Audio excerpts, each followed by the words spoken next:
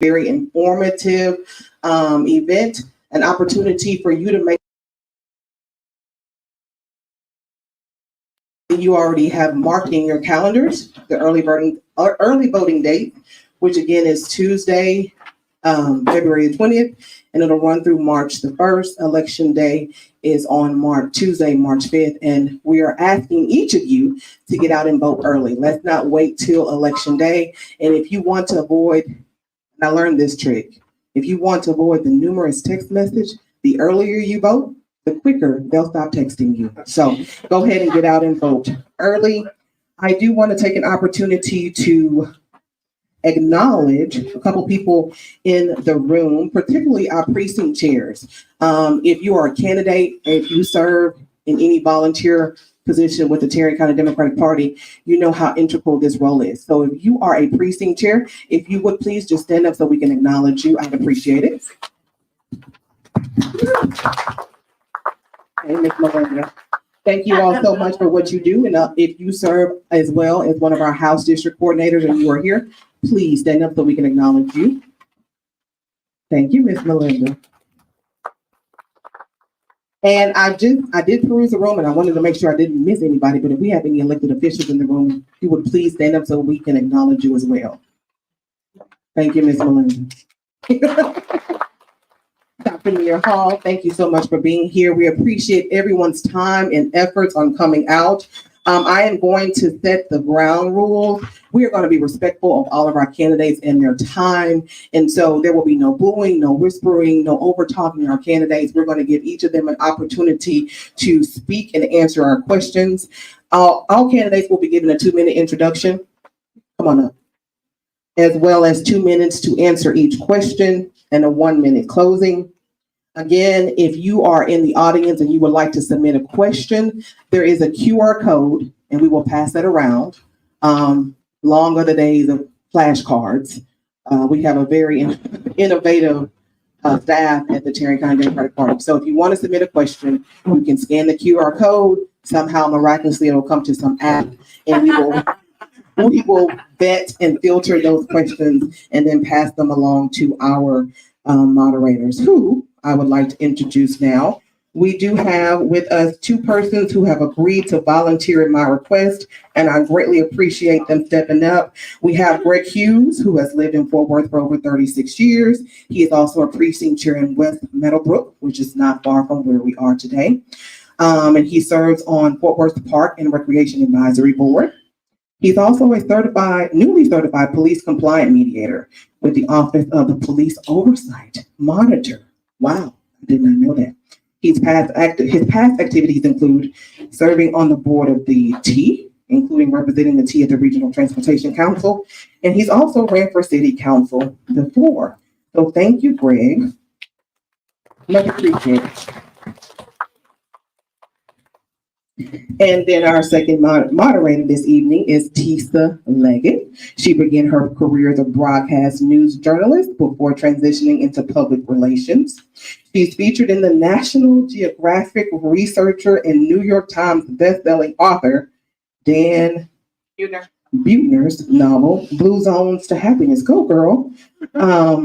She successfully influenced policy changes. She's lobbied for healthier school environments and secured federal grants for community engagement initiatives. Ms. Leggett currently serves on the Fort Worth Zoning Commission and now leads the newly established Justice Reform Foundation as its executive director. So thank you, Greg and Tisa, for serving today. And before we get started, I want to take a moment to thank our host this evening, Doc's Bookshop.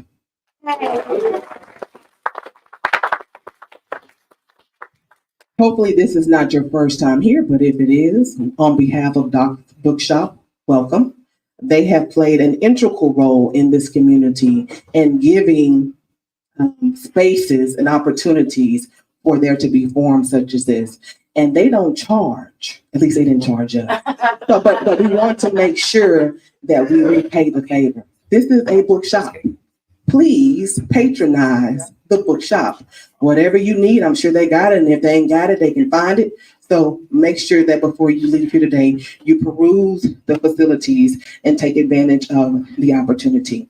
So it is 6:05 before we get started because we have a very, very strict schedule. If there are candidates who are not going to be speaking today, please stand up so we can give you an opportunity to introduce yourselves. Come on up. I don't think I'm supposed to speak today. I'm Cindy Stormer. I'm your Democratic nominee for district judge. Go ahead. You got a whole minute. Oh, great. Thanks. Well, I'm running because we've had so many deaths in the jail. And not only is it an atrocity what's going on in our jail, go to my Facebook page and see all of that. But we've got judges that are letting murderers out on bond, and they're out running around for 5 years, making us less safe. And we have people that are threatening to blow up churches and kill people in the churches, and they're putting them on probation. They're making us less safe, and we need to change. And when Tarrant County turns blue, Texas turns blue. And when Texas turns blue, we won't have another Republican president again for a long time. Thank you. Thank you, Cindy. And I was hoping she was going to say we're going to storm the ballots like they stormed DC. That's right. Yeah, That's how she does it. But matter of fact, come say it because you said way better than I you're did. so sweet. I'm Cindy Stormer. We're going to storm the ballot box like they stormed the Capitol. Way better than I ever could. So, any other candidates that are not going to be speaking today? Okay, so then we're going to go ahead and get started, and I'm going to pass the mic to Sheriff Jackson first. Yes.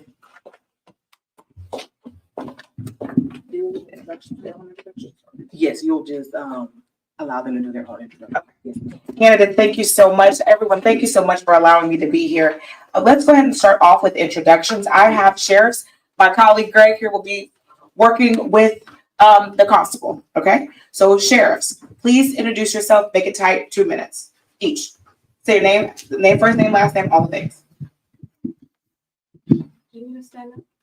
However you prefer. However you prefer. Hello, everyone. I'm India Murray. I'm running for Tarrant County Sheriff. I am a mother. I'm a community leader, public servant. I've worked in a few capacities, law enforcement for about 8 years, and I've worked with Child Protective Services and also worked with at-risk youth in New Jersey and Pennsylvania. I'm a doctoral candidate in business administration, specializing in human resource management. I am currently, my role is community engagement. I'm executive board member at North Texas Crime Prevention Association.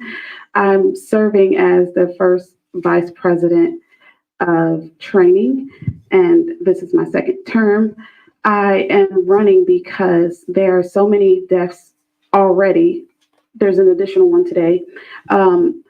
Overpopulation, low morale, the list goes on with understaffed and individuals who are experiencing mental health that are in the jails that should be in diversion programs, not to mention the irresponsible spending of $40 million going to private prisons, also $37,000 on a third-party hiring company just to fill those roles.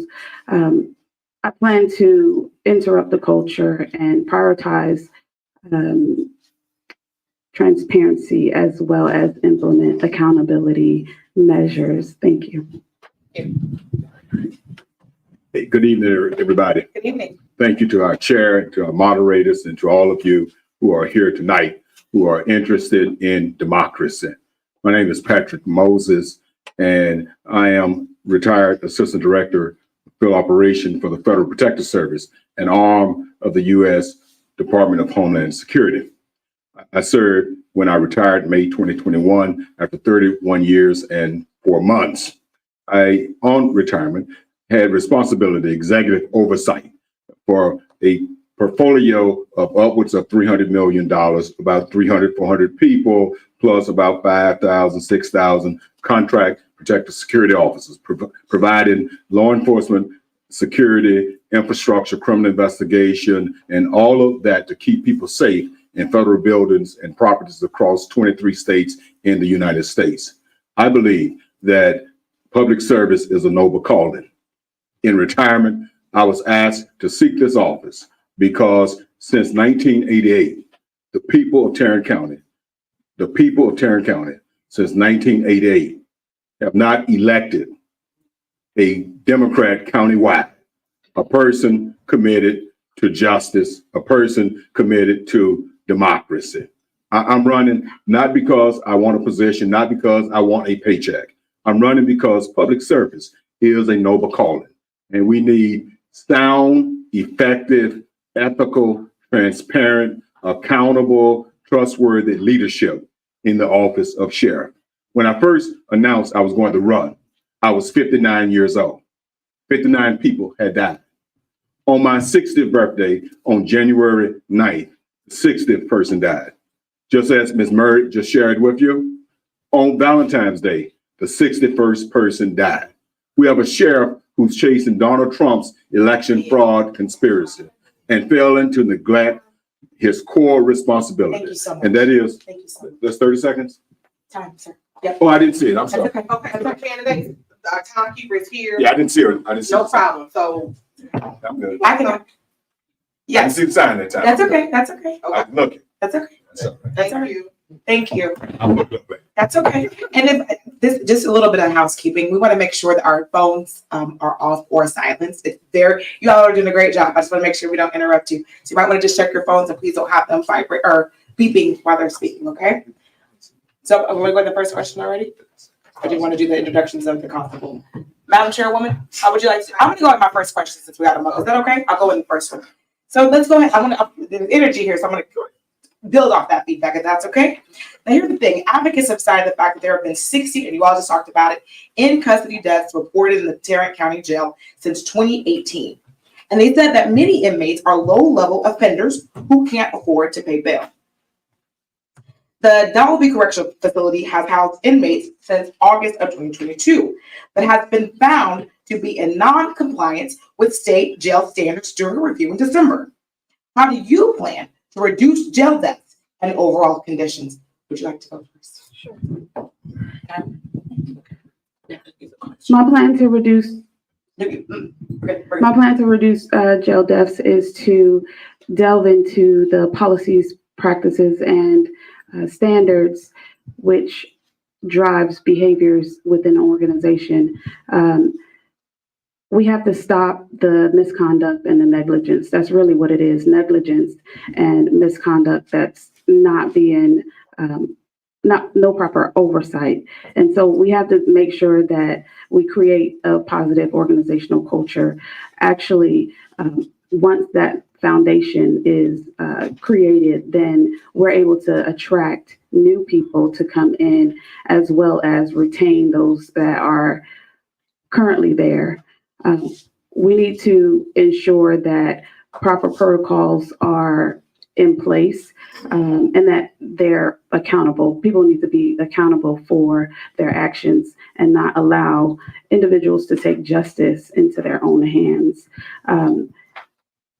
Prioritizing transparency is also key in order to gain the community's trust and know that we're responsible and able to provide that human decency in the jails. I plan to ensure that we have individuals who are able to coach and guide those newcomers to come in so that they know the proper protocols and procedures as well and development. Thank you so much. When Javante Myers died, Tarrant County immediately went into non-compliance. Indeed, when Zenora was born, Chastity's newborn baby, Tarrant County just got back in compliance. Darby out in Garza County in non-compliance. So what's the problem? The problem is that we have a sheriff who's not accountable. We have a sheriff who's not exerting any kind of oversight or being trustworthy to the citizens of Tarrant County. So here's what I plan to do. I plan to implement a civilian review commission composed of citizens across our county to, in addition to the work of the professional medical examiners and others, but information from the public to share with us on every use of force action and every in custody death, including natural causes. And then, of course, I plan within my first 100 days to implement what I call the 100P3. That is a robust, thorough review of every practice, every policy, and every procedure, and get feedback from you on how we move forward, indeed, to keep the citizens of Tarrant County safe. Thank you so much. Okay, I'm gonna do another question. We'll start with you on this one, right? So briefly, describe your background and how it will help you to serve in this position. Talk about your 100-day plan and all that good stuff. To talk about your background a little bit more. I have an undergraduate degree. First, I'm married to Rhonda Moses. That's my boss lady. I have a degree from a bachelor's degree in political science from Southern University, a master of public administration, a master of divinity from TCU, Bright Divinity School, and I am about as soon as my doctoral team say yes to get my doctorate of ministry. Also focus on leadership with a particular emphasis on voter suppression. I will use my 31 years of executive leadership to work with the people of Tarrant County to simply bring leadership to Tarrant County. Let me say this in closing, last 30 seconds. The role of a sheriff, the constitutional role of sheriff, has nothing to do with partisan politics, has everything to do with leadership. I'm running because I'm a leader, and a proven one at that. Thank you so much. I'm sorry. This is you. I'm sorry. It's our turn. Yeah, thank you. So background. Yes. Oh, I'm sorry. Will I tell you the question again? Yeah. Repeat the question. Briefly describe your background and how it will help you serve in this position. So I have a bachelor's degree in sociology. I have a master's in criminal justice, specializing in criminal investigations. And I began my doctoral studies in 2020. The month that George Floyd died, that was the moment that I said enough is enough. I need to start preparing myself to be able to change the system within law enforcement. I'm currently done and working on my dissertation as we speak, focusing on the system on a macro level to be able to improve law enforcement when it comes to organizational culture and being able to be accountable. Also, I'm a police officer currently, so I'm capable of building relationships and engaging with the community, and I'm able to use that in a way where I can utilize community-based problem solving and solutions. I'm also able to partnership with other organizations in order to get the needs of the jails and those individuals who are in jails, such as individuals who are experiencing mental health illnesses, as well as those who are homeless. I'm able to use my skills to ensure that we improve on the jails. Also, I have leadership abilities as well as in trainings as I lead training programs, and I'm able to initiate programs to engage the community as well. Also, I am capable of strategizing and using proactive solutions. Thank you so much.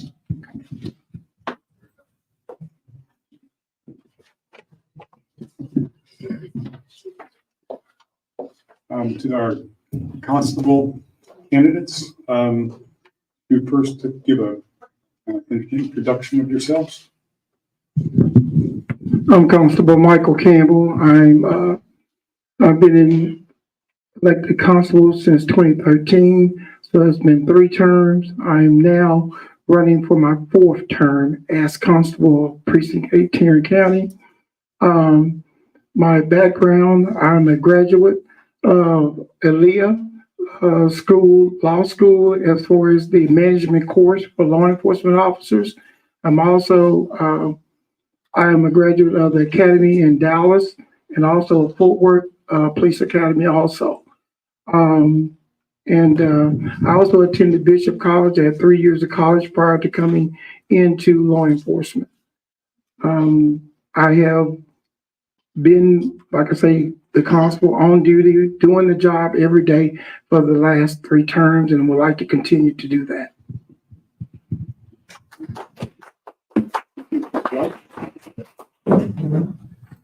Good evening, everyone. My name is John Wright, and I want to first apologize for being a few minutes late. I just got off duty and from Arlington and came out here.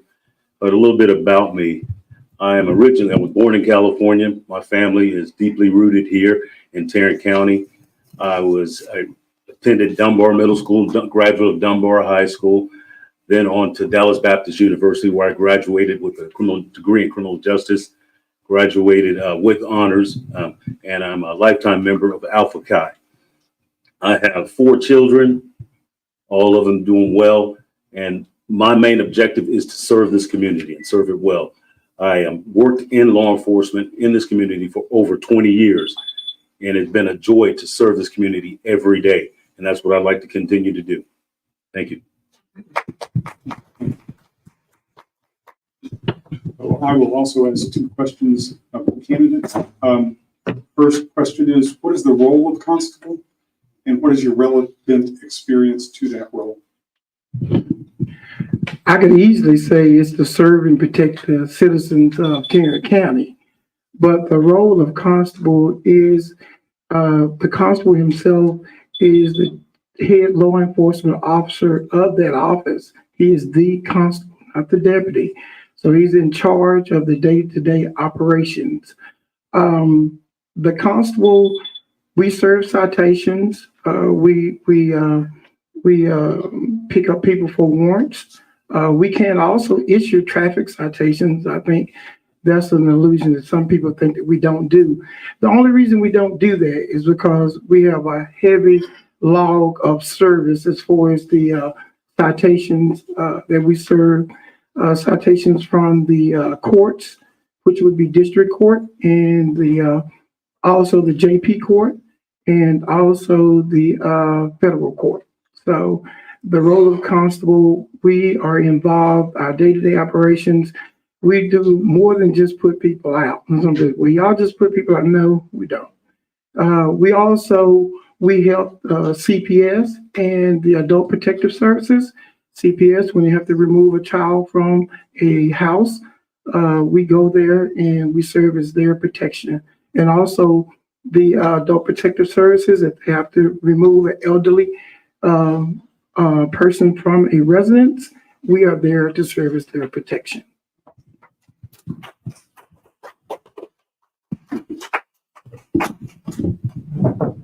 Right. The role of a constable is the main objective is to serve civil process. You're going to get papers from the district court, county court, and the JP courts. And the main focus is serving those papers in a timely manner. You cannot get yourself in a situation where you cannot serve these papers in a timely manner.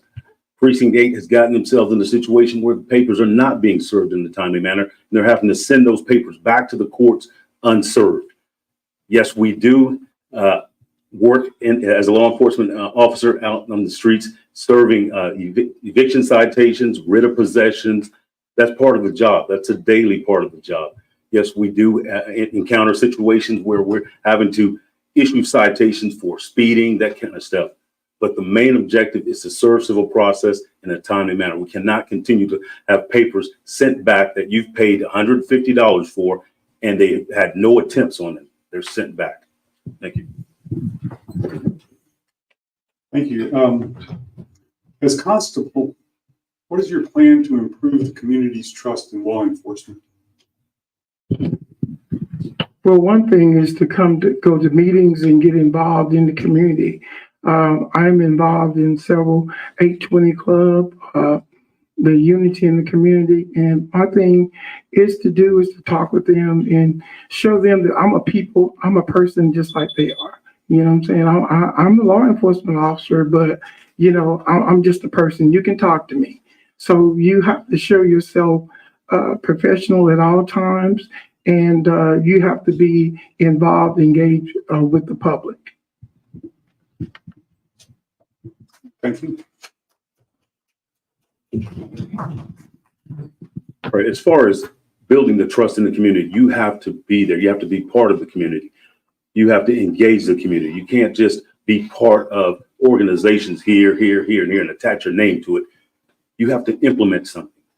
I've implemented Love Where You Live. What that is we go out, we do trash cleanups throughout the precinct 8. We also have started doing free lawnmower service for the elderly and disabled veterans. But it has to be here. You can't just say, I'm going to attach myself to whatever else is going on in the community. Get out there. You've been there 12 years and you haven't implemented anything. You have to establish scholarships for the students that are here. Show that you care. Okay. Thank you. Great. Okay. These questions are for the sheriff. Candidates? Okay. Candidates, in your own words, please explain what is the role of a sheriff?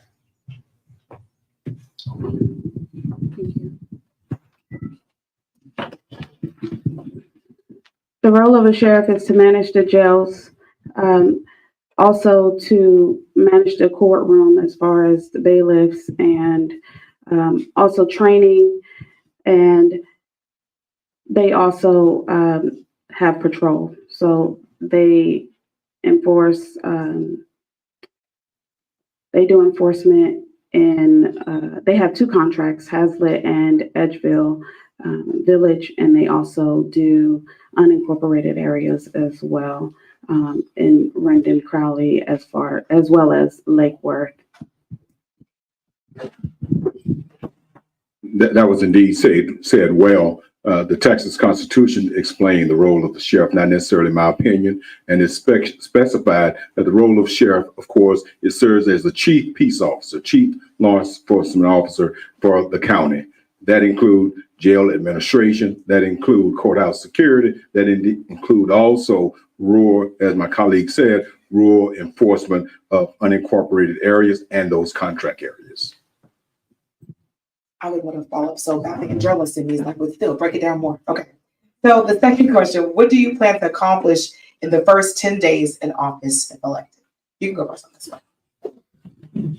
As I said earlier, the first thing I would like to do in my first 10 days of office, of course, focusing on that 100-day goal, that is get to know the people. Get to know the people of the organization. Got to know the people. I discovered as a leader, if you want to focus on programs, policies, and procedures, the first thing that you must do is get to know the people of that organization. The people of that organization will tell you what is going on correctly, what needs improvement, and from there, we move forward and implement my 100-day initiatives. I would have to agree. That's the first thing you have to do, establish a relationship and a rapport with the people that you're leading. Go to them and see what's working and what's not for them. We already know what's not working on a whole, but being able to seek what they're wanting and what they need in order to retain them. And also, it's important to ensure that we make sure that we keep in mind the inmates and making sure that misconduct is not happening. So that needs to also happen expeditiously. Thank you. This is the last question for the sheriff. Let's get it over with real quick. Let's get it over with. Okay. How do you plan this? You might have heard this question earlier. How do you plan on regaining county trust?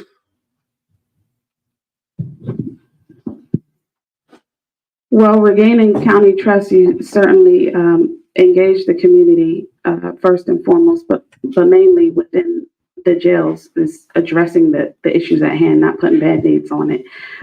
You have to actually address them, implement accountability measures, as well as ensure that we're applying community-based solutions and not worrying about anything other than the jail.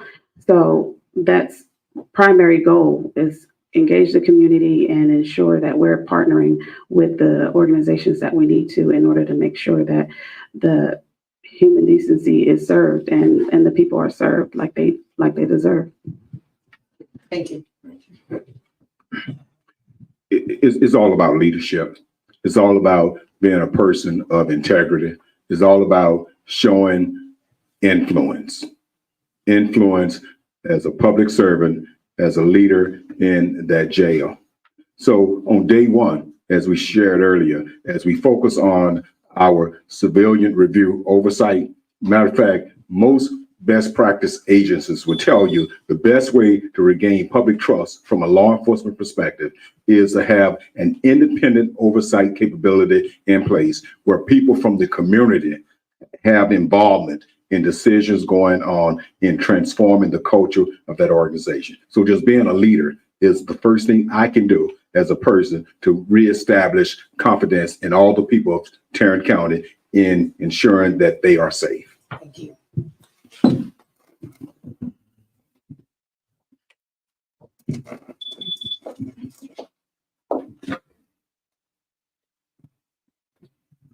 Okay, let's see. I guess this is the same question in a sense, but I'm going to address it a little differently because of your positions. So first is to Campbell.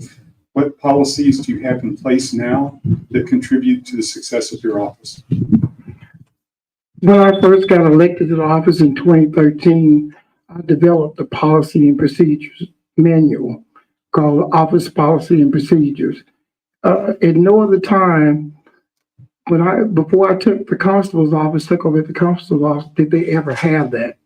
So they have the, I made what you might want to call it general orders, but I made a policy and procedures handbook.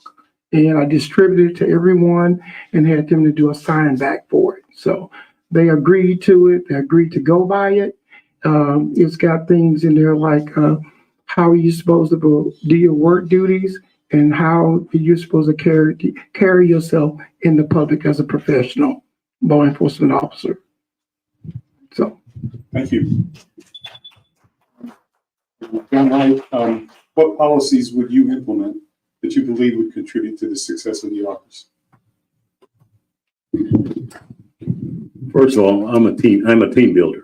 I'm going to start with the individuals, getting to know the individuals in my office, understand who they are and what their roles are in the office. We want transparency in that office. As far as a policy and procedure book, I've worked with Constable Campbell from day one when he started. That book was taken from Precinct 7 and the names were removed. He never implemented a policy and procedure book. So we're going to go back. We're going to review everything. We're going to have an audit of that office to see where we stand and how we can go forward. Thank you. Thank you. And then for each of you, I guess a summary, why are you running and what sets you apart from your opponent? Well, number one is I live in the district. My homestead is in the district. I homestead in Meadowbrook and I'm still there. That's one way it sets me apart. Another way is that, like I say, and like he said, I'm the one that brought the book in. I'm the one that set the policy. If you're the head, you get a chance to set the policy. So that's what I did. My thing is that I've always built relationships with other elected officials. When we had judges that were running and they came to me and said, hey, we have no African-American judges. I went out there and paid over $10,000 and I put out over 15,000 flyers for judges to be elected. All the judges, some of y'all might have got that piece, that all the judges was on. And the thing about it is I like to work with the elected officials. I continue to do that. And my thing is anyone regardless, should be shown respect and treated with respect at all times. And that's what I demand. And if you don't do that, you can't work for me, period. Thank you. Yeah, sure. The question is, why are you running and what sets you apart from your opponent? The reason I'm running is to restore the respect for the constable's office, precinct number 8. If you look back over the past tenure of Constable Campbell, he's been in the news multiple times for disrespecting the elderly, the handicapped, his leadership that he speaks on. He's had 4 deputies indicted on felony charges under his administration. So I'm running to restore the respect of that office and some transparency on what's going on inside. Thank you. That's all. Closing. 1 minute closing. How many? 1 minute. 1 minute closing? Okay, so for each candidate, 1 minute closing. I guess we'll start with the sheriffs.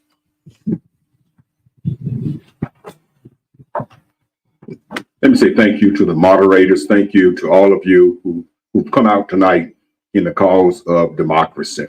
Again, my name is Patrick Moses. I want to serve as your sheriff, not because I'm looking for any partisan position, but because Tarrant County needs someone who can offer the people leadership, keep the people safe, and indeed the people who belong in custody, prioritizing those in custody to ensure that you're not in jail because you're too poor to get out. 1,306 people last year who were held hostage on a $500 punishable fine, and yet they linger there. We've had enough of Zenoras dying in our jail. Thank you so much. I look forward to serving as your sheriff come March 5th. Please get out and vote for Patrick Moses.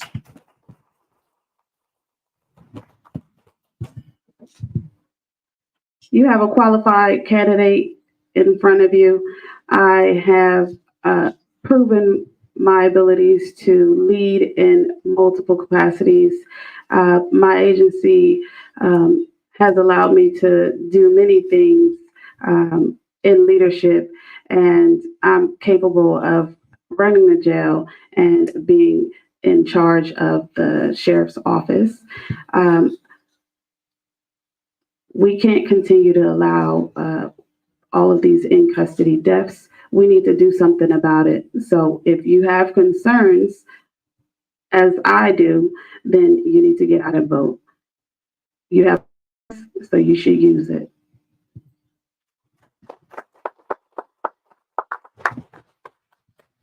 One of my biggest concerns is to continue to build relationships with our elected officials to get things done for the public.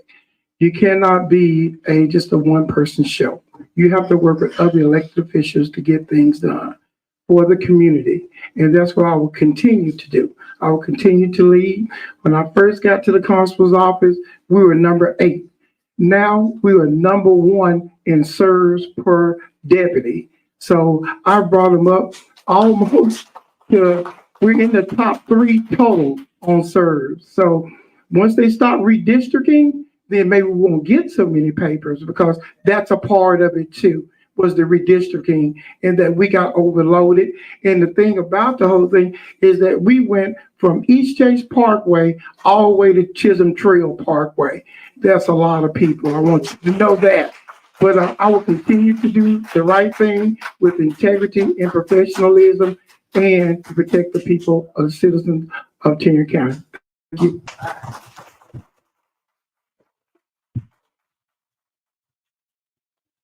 Again, my main objective is to serve civil process in a timely manner, an efficient manner.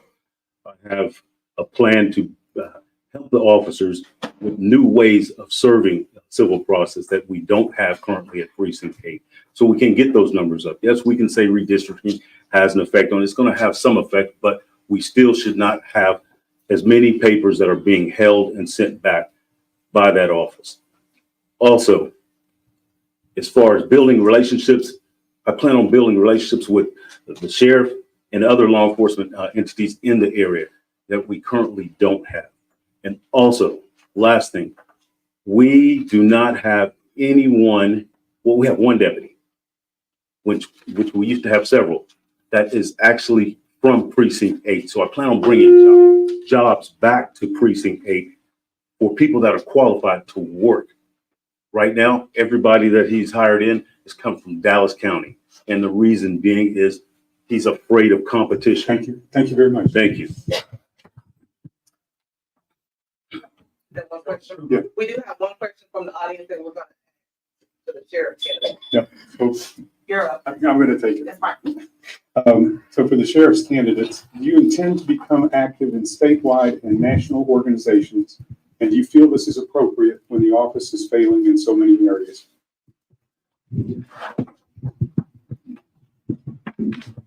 Now, of course, that depends on what kind of statewide national organization the person is talking about. That makes a difference. If you're talking about what our current sheriff is doing, chasing after John Eastman's right-wing foolishness out of California on constitutional sheriff, the answer is no. However, if you're talking about professional development, if you're talking about organizations like I'm a member of the International Association of Chief of Police, those kind of organizations provide leaders the kind of skill set that those leaders can continue to build an effective culture. No different than any other profession, it is important for people in law enforcement to be engaged in understanding what are the best practices to keep people safe in Tarrant County. So there's a no and there's a yes.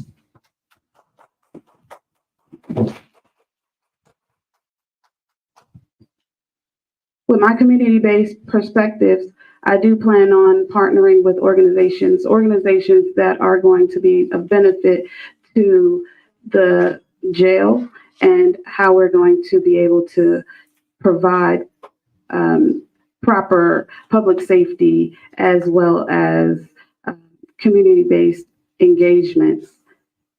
Thank you. Thank you very much. Thank you to each of you for being here. We appreciate it. The voters appreciate it. Each candidate has some materials over here to your left. Please take advantage of them. These candidates will be at the very, very, very, very bottom of your ballot. So when you do go vote and you vote early, make sure you go all the way down to the bottom of the ballot. We appreciate you. You're free to go to the other side of Tarrant County. Thank you. And as they're transitioning out, I will have our County Commissioner Precinct 1 candidate, as well as our House District 97 candidates come on up, and we're going to make space and room for each of you. And we're going to multitask. If you are not on our panel this evening, but you are running for office, please make your way to the podium. We are giving all those candidates an opportunity to introduce themselves to our group this evening. So I think that's Mark Clayton.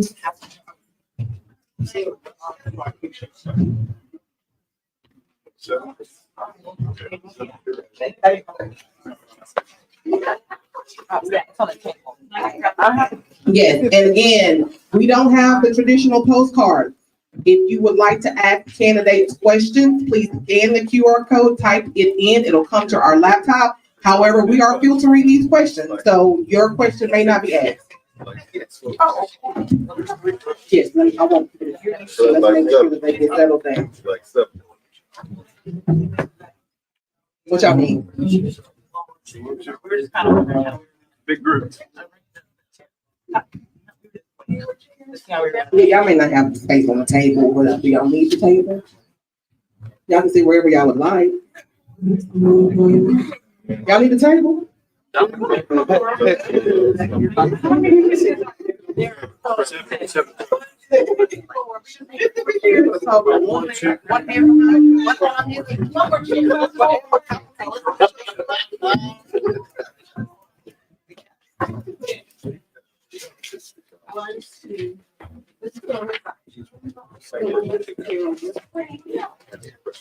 Sure. Yeah. We will make sure you transition our question.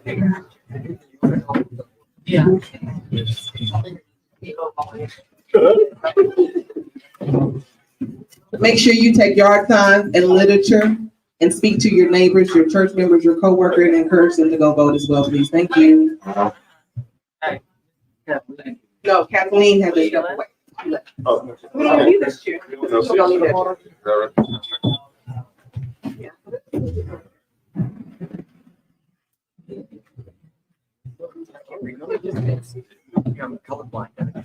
chair.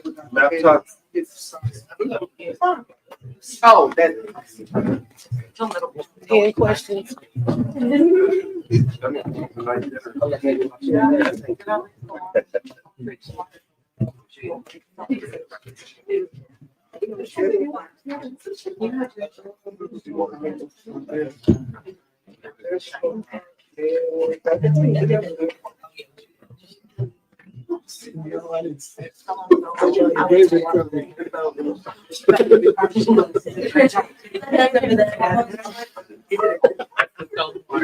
Where is she?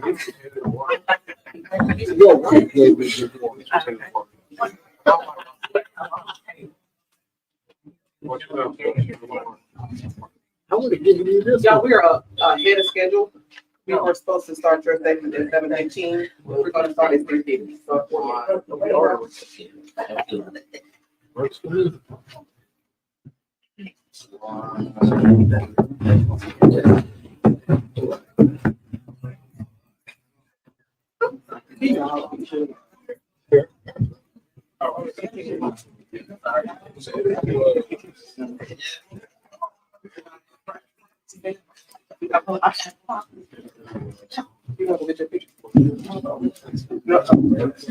Yes, we are Facebook Live. Yes, please share it on Facebook. Yes, 3 minutes. Oh, yes, please share. TCDP. I'll share with you. I got time. 1, 2, 3.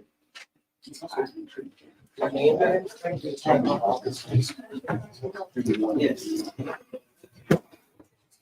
It's on your page too.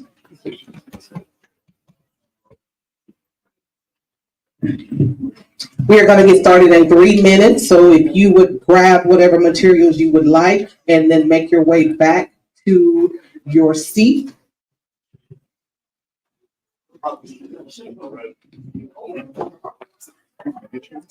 And just a little plug for the candidates, those signs and materials are not free, so please make a donation.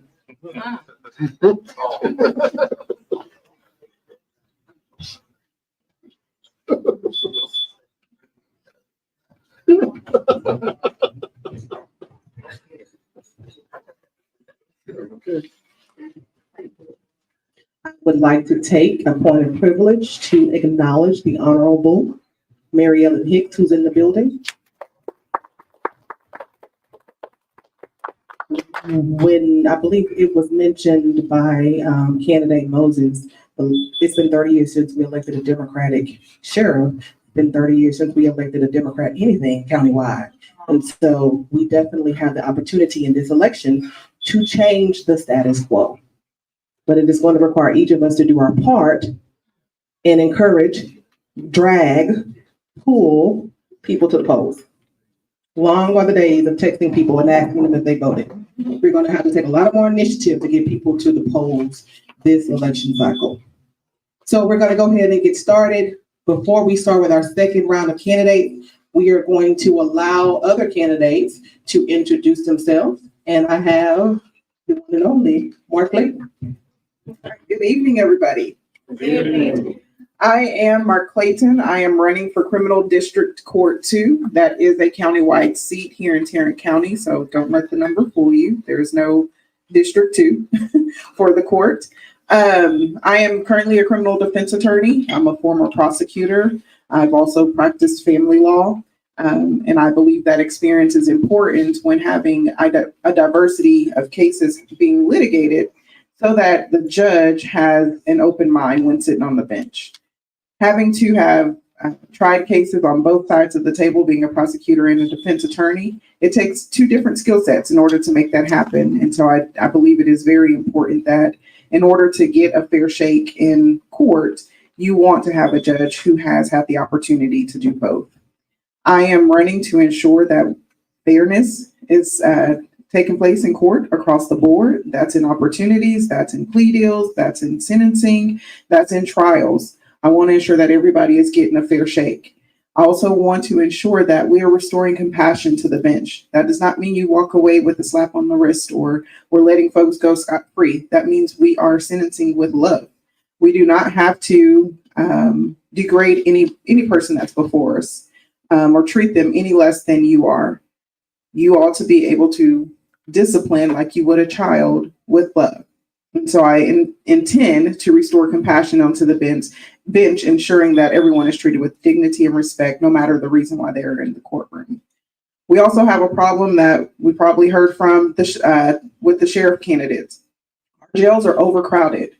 Tarrant County has spent millions of dollars housing some of our inmates in a facility that's 3.5 hours away from here. That is largely in part due to the backlog of cases in criminal court. The dockets have not been running efficiently. Granted, we did have COVID, but that was in 2020 and 2021. And so the backlog of cases is so enormous that we are now overpopulating. We have 4 jails in this county, 4 jail facilities in this county that are at capacity, so much so that we have to send inmates to another county. And so in order to help fix. Oh my gosh, oh my gosh, oh my God, oh my God, 911. Calling.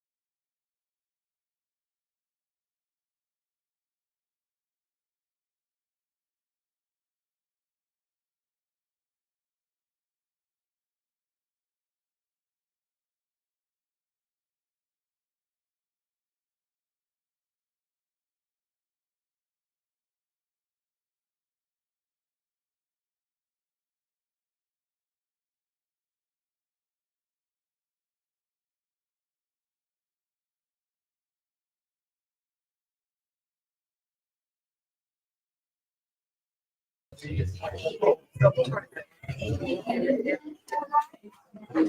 gonna start back at 7 o'clock.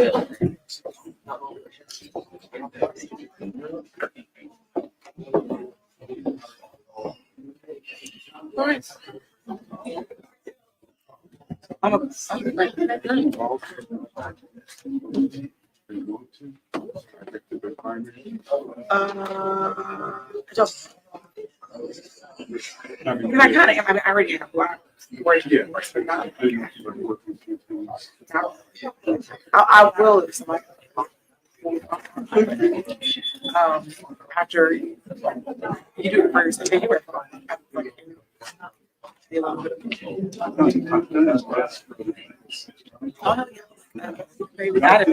I think a lot.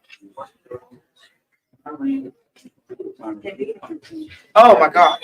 For yourself? No. Oh, just general. It's just in general. It's my only time to think about speaking. Oh. But I can put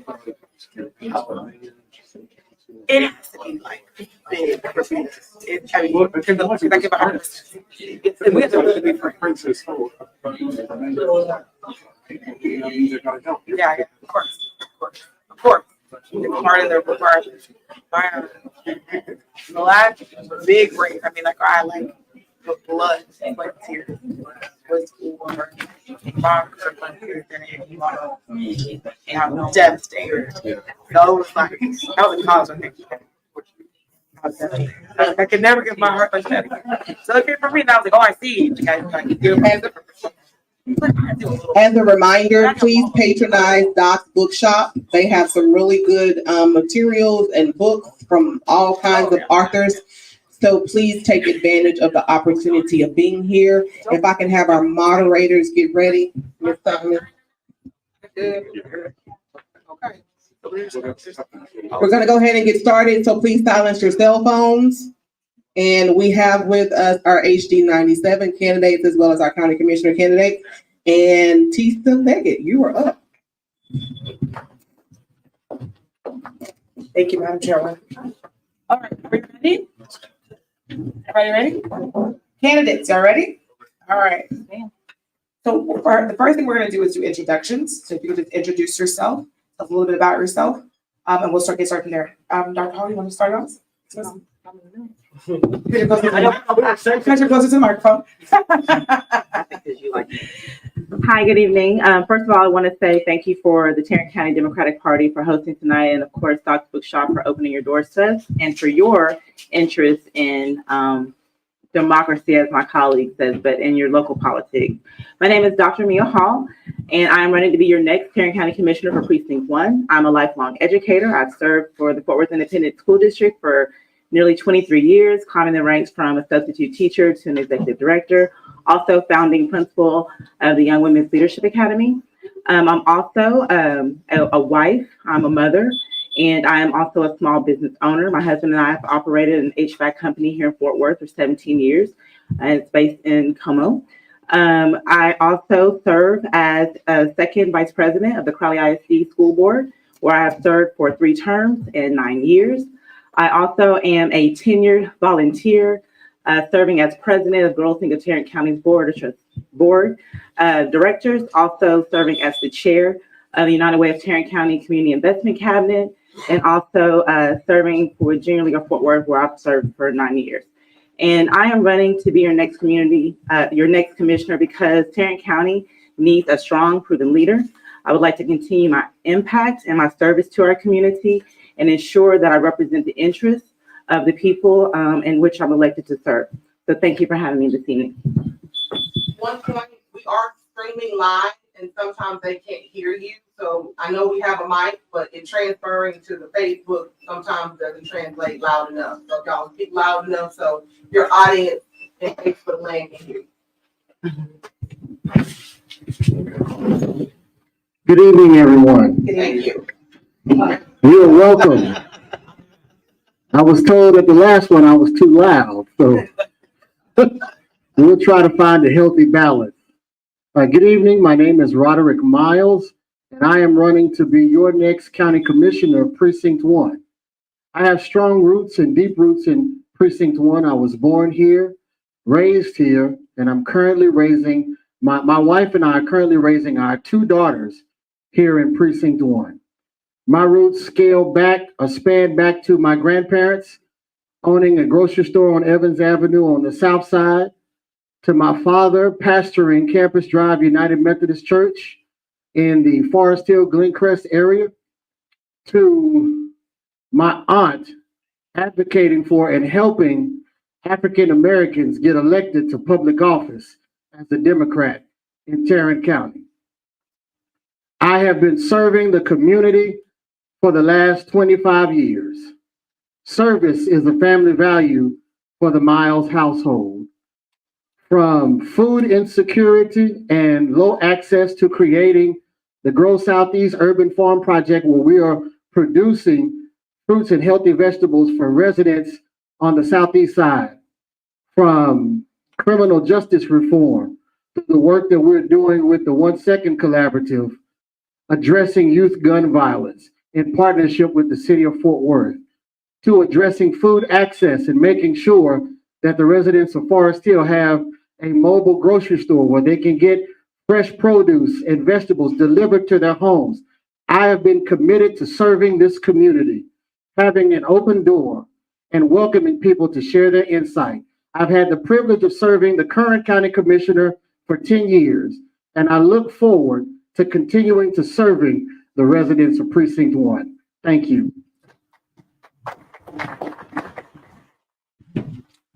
Good evening, everyone. My name is Darrell Brewer, and I am running for Tarrant County Commissioner, Precinct 1. I'm a Dunbar Wildcat. I'm from this neighborhood right here. My mother owned Magic Car Wash and Detail on Lancaster, the hand car wash. I ran that for a while and I opened another car wash out on 35 across from Miller Brewing. Not only did I attend Dunbar High School, but I was the president of the Dunbar Booster Club, the basketball booster club, because Dunbar got about 20 booster clubs. I'll tell you. So I was I taught junior achievement at Eastern Hills, of all places, but nevertheless, I did. I'm an Army veteran, so where I learned my leadership, and I was activated for Desert Storm while I was in the reserve.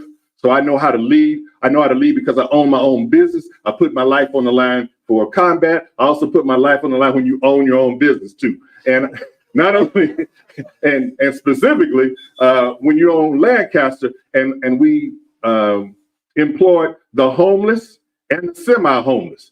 I've been to the homeless shelter. I've written letters that, hey, this person is working for me, so let them come in after 6 o'clock, if that's okay.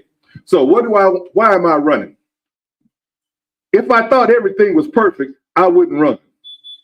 And everything that's being said, I will do, I did, blah, blah, blah, happens so often when it is election time. Is this community better than it was 20 years ago? Is it better 10 years ago? If you think it's better now than it was then don't vote for me. But if you think we need to do more, it needs to be better, vote for me. I'll make it happen. I'm not a person that sits back and watches things. I'm not sitting back and want to enjoy this fat check that everybody gets. I'm here for the people. Thank you so much. Time for a change. Thank you, Tom. Thank you. So, just so everyone knows, this our timekeeper is going to be right here, so you can keep your eye on her. And she's lovely and fantastic. Thank you so much. Before we go any further, though, there was another county commissioner candidate for Precinct 1, Ms. Kathleen Hicks. She had to go, but she was here earlier. Everyone, I know we. Thank you for saying that. Yes, ma'am. Yes, ma'am. Okay. That's good. Okay. So, they actually keep the y'all keep the mic. We have one more question. Keep the mic. Gotta love the moment. We have one more question. Okay, you ready? All right. So actually, I wish it would have gone down because we could have started with Mr. Bruce. So we're gonna start this way and go that way. Okay. All right. Ready? Yeah. There we go. So now, briefly describe your background and how it will help you to serve as county commissioner. Briefly. 1 minute. 2 minutes. 2 minutes. Okay. Thank you very much. I appreciate that question because that is what is one of the things that is very important. I have a diverse background because we got diverse problems we have to deal with. Okay. I'm a business person from the beginning. That's how I was educated. I spent more than 20 years in business to business sales with international companies. I'm an entrepreneur where I've employed, people, as I said earlier, I've employed folks here. Not only that, I spent over 5 years with the Fort Worth Black Chamber of Commerce. I'm also the president of the Greater Northeast Black Chamber of Commerce. So I know how to build businesses. I also work with the chambers. I had to work with different cities, staff people in Greater Northeast. I work with mayors and so forth out there as well. So it's not like I don't have the experience to work in Tarrant County. Okay, so I got the experience to work on the government level. I also have a master's level certificate in regional and urban planning. Okay, I'm not something over here, something over there that don't have nothing to do with what we're doing right here. With me, my education, my training is can be specifically used to what we're going to do here. Okay, I've been in the boardrooms with the highest of the high in the area. Okay, and if all the stuff and all the perfect stuff was working, if what we have right now was working, we wouldn't need a change, but we do need a change. And I'm here to be that change. So that's why my name is Darrell Brewer, and I am running for Tarrant County Precinct 1. I respect everybody that's gone before me, but it's time for a change. Thank you. Mr. Miles, you get the question again? Yes. One question again. Okay. Briefly describe your background and how it will help you to serve as county commissioner. Your background. We're standing tonight, so I'm my background is simple. I've been serving in the office of Commissioner Roy Charles Brooks for the last 10 years. I've been working in county government for the last 10 years. I have been Commissioner Brooks' trusted advisor. I've been in the room when policy decisions are being made. I'm at court every other Tuesday. I have relationships with every department head within the county. I have worked with the county court members. I have worked with the department heads and the staff for the commissioner's court. But more than that, I have been serving the community and showing up for the last 25 years. There's not a person in this room who can say that when something is going on in Precinct 1, that they don't have representation. I'm there. When Jaquavian was murdered, I was in Stop 6. I was at Ground Zero. I was there with the family, comforting and supporting the family.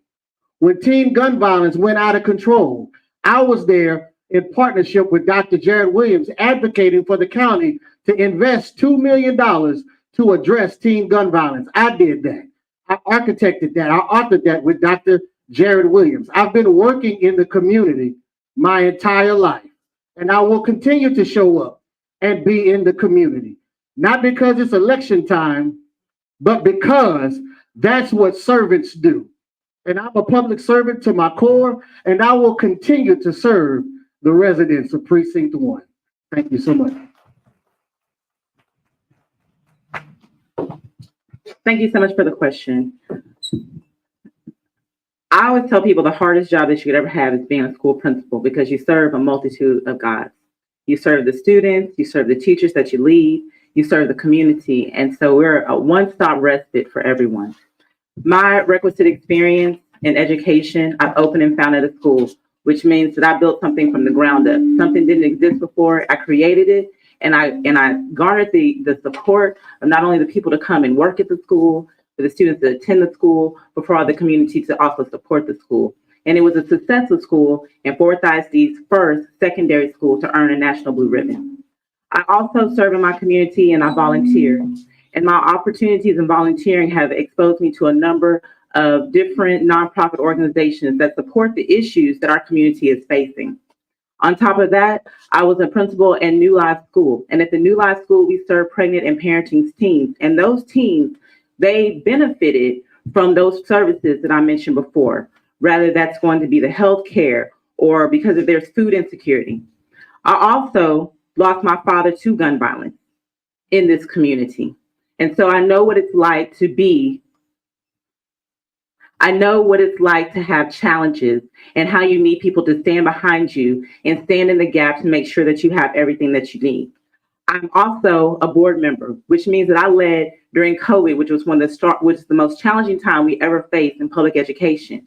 We sued the governor so we can have our right to local government. And so I'm not a stranger to hard work. I also am a consensus builder, but I am also a fighter. And so I would say I'm the underdog perhaps in this election, but everyone will tell you that I say what I mean what I say. I do not have any allegiances or any loyalties to anyone. My interests are like the interests of those who Precinct 1, and I will represent them with passion.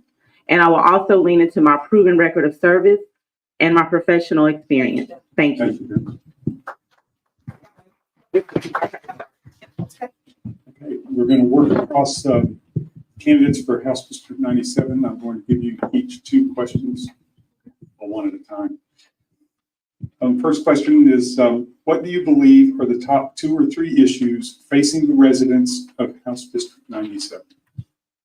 I'm just going to stay seated right now. I'm Diane Simons. I am sorry, a little shaky, but I'm here. My platform is easy. It's E3. It's for education, economy, and equality. Those are things that we have to get right. You know, this is not a game. Our future is not a game. Our life is not a game.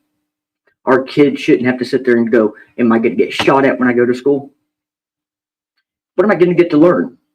Is my history going to be part of what we're going to learn today? That shouldn't be happening, okay? Let's give a voucher to kids that don't deserve it. I mean, who really deserves the 1%? Who's going to make that choice? So I can tell you the people that are for the vouchers are not going to be pleased when they hear that Abbott actually said it was for 1% of the low income students, because that's not what they're stressing. They think it's going to be his donors that are going to get that. It's not. Well, actually, it probably will be, but hopefully it's not going to go through. So, but you know what? I'm running because income. I don't want to have, you shouldn't have to make a choice if it's your medication or it's your food that you choose. I'm sick and tired of it, aren't you? Are you tired of struggling? Because we don't need to struggle, not in this world. Not here. We have enough money in this world that everybody should have the right income.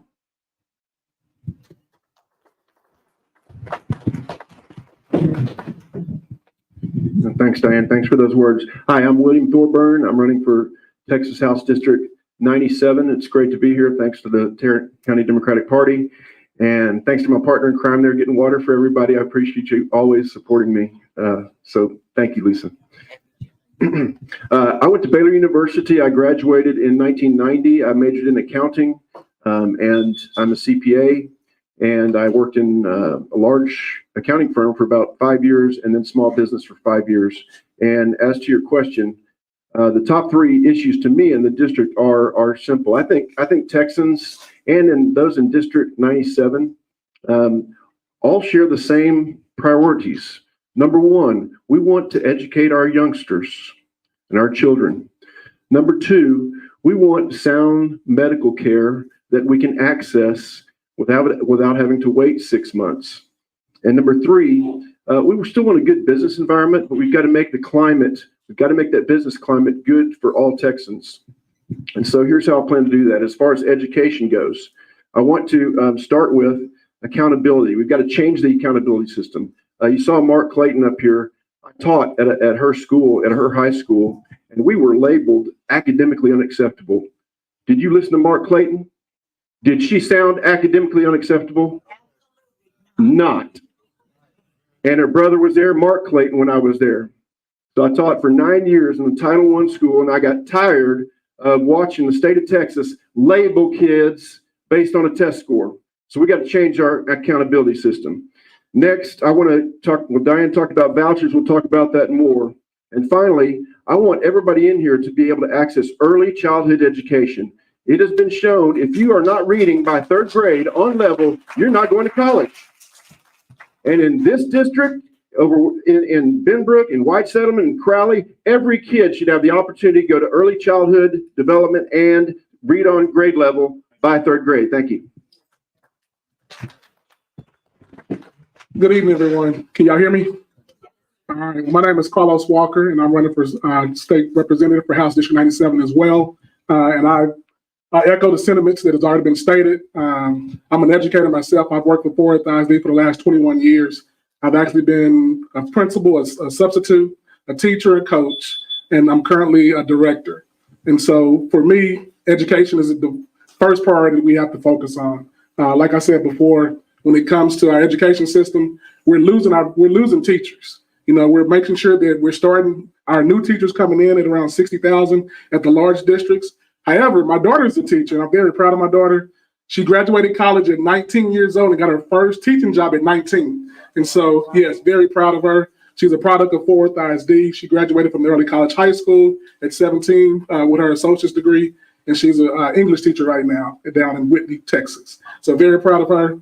And so with that being said, she makes $38,000 a year as a teacher, And so for me, that is a concern.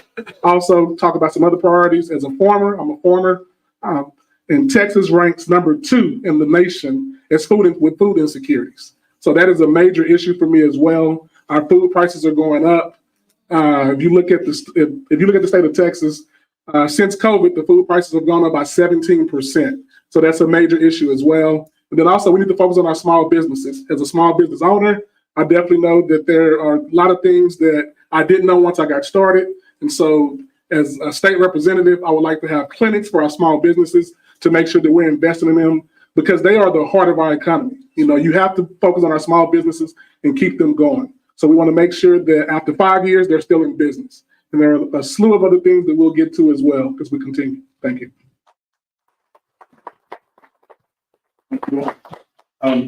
So this is more or less a follow-up, actually. This gives you an opportunity to tell us how do you plan to address these issues, the ones you've raised. And you partially addressed them, so the chance to elaborate even more fully. Let you take a break. Okay.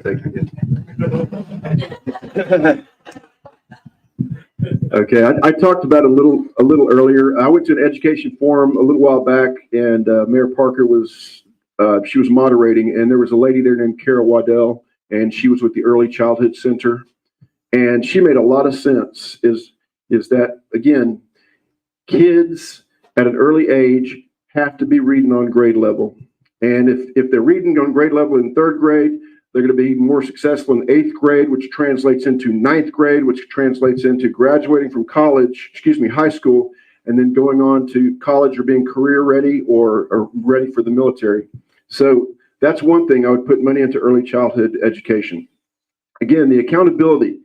The accountability system is used as a sledgehammer. And if you want to know the truth, it's used to label neighborhoods. It has nothing to do with the individual kids. I taught in Title I for 9 years. I've taught at Martin High School for 12 years now. And every kid that walks through my classroom has potential, but I get them in high school. And sometimes it's too late for me to catch them up reading when I get them in high school. So we've got to put money, instead of putting $10.5 million into the border and putting razor wire in the river, how about we take $10.5 billion and invest it in your kids and your grandkids? As far as medical goes, thank you. Why hasn't Texas expanded Medicaid? 10 states left. Radical states like Kentucky have, these radical liberal states like Kentucky have adopted Medicaid, right? 10 states left, and Texas still hasn't adopted Medicaid, expanded Medicaid. It's proven 90%, the feds will pay for 90%, we'll pay for 10. We'll get money back we've already sent to the federal government. And so we've got to expand Medicaid so that everybody has equal access to health care. Thank you.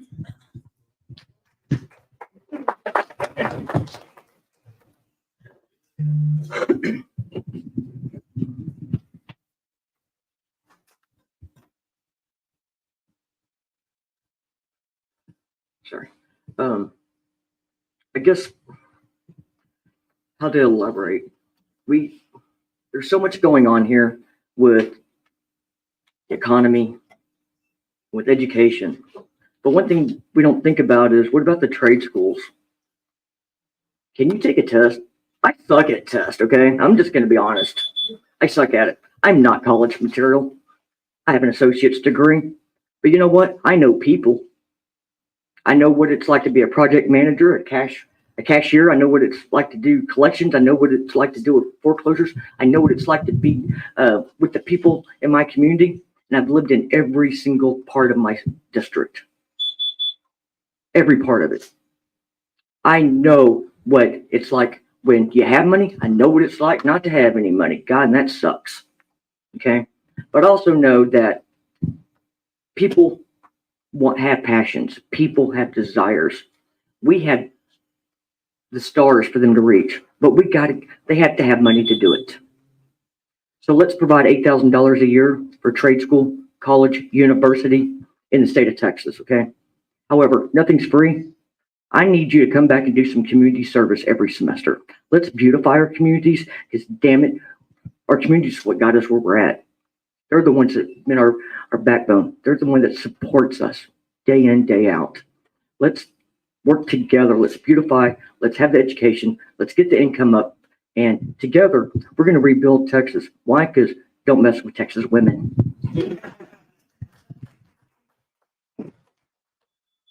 Okay, so when it comes to actually addressing education, one of the things that I currently do as the director of the Family Action Center with Fort ISD, we actually created a holistic approach to education. So we partner with our child care centers over in the Stop 6 area, actually on the east side. And so basically what we do is we provide curriculum from the district as well as training for those learning centers to make sure that, one, we know that between 0 and 3 years old, the brain is 85% developed. So we have to make sure that we're catching them as early as possible, because that's the most impressionable years for our youth. So we know as a district, we don't have them then, so we have to create those partnerships in order to work with them at that level. We also have to work with their parents as well, because the parents are the first teachers. So with that being said, we also work with workforce to make sure that their parents have opportunities to be employed. We also work with our adult education system so we can make sure that their parents also have the education that they need in order to be employed as well. And so with that, I'm definitely a believer when it comes to making sure that our kids in the K-12 system are on track as far as college and career readiness, and working with the colleges, like Diane said, that's a must. When I was the principal at Dunbar High School, we worked with TCC as far as for our aviation program, making sure that our kids actually left with industry certification. So that is important to me. Also, like I said, my daughter, she graduated from early college high school, so wanting to make sure that the kids have that opportunity. And then when you talk about the food industry, we have to focus on our food industry here in Texas. There are 4 major companies that control all the seeds of basically internationally. And so 3 of those companies are actually pesticide companies. Have y'all heard of Roundup? And y'all heard about the soup with Roundup? Well, guess what? They're actually one of our seed companies as well. So basically the deal for our food is it's hard to grow food naturally, okay, as far as with all the pests and everything. So what they do is they include pesticide in our seeds for us. So we wonder why we have so many conditions. And I see the time, and I'm gonna stop now. Thank you very much.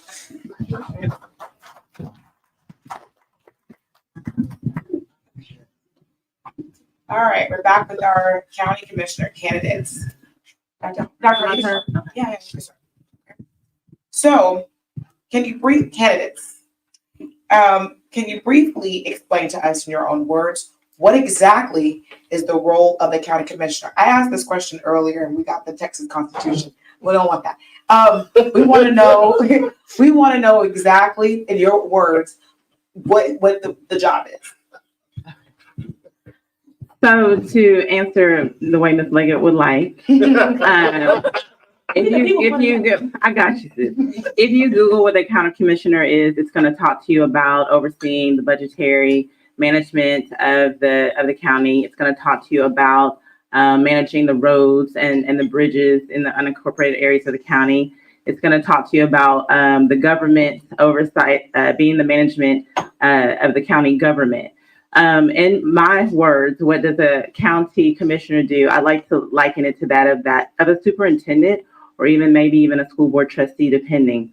But we basically issue the budget. We issue the budget for county administration.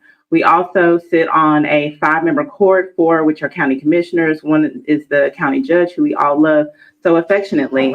And so they make decisions, policy, and they also decide how we're going to earmark the budget so that we can do these different support these organizations and provide resources to our community. They also do the roads and bridges. That's textbook, but it's true. It's what connects our community. So we want to make sure that we maintain that. They also support healthcare in the sense of the JPS network and provide that funding. So they help make sure that they have the money to do the things that they need in order to do that. They also provide the budget for the jail. And so the connectivity in that is that while they do not manage the jail, the sheriff does, they do set the budget for the jail. And so it's basically the 1/4 arm of the government. I mean, they're the arm of the government, but they help oversee and manage the budgetary aspects of the county, the policy making arm of the county, and also those who have we have the discretionary funds to support early childhood initiatives, different food insecurities. We also are responsible for being a voice for the county when it comes to state and federal legislation. And so we're advocates on behalf of the county as well. Thank you. Other question again? No. Okay, I'm sure you know that one.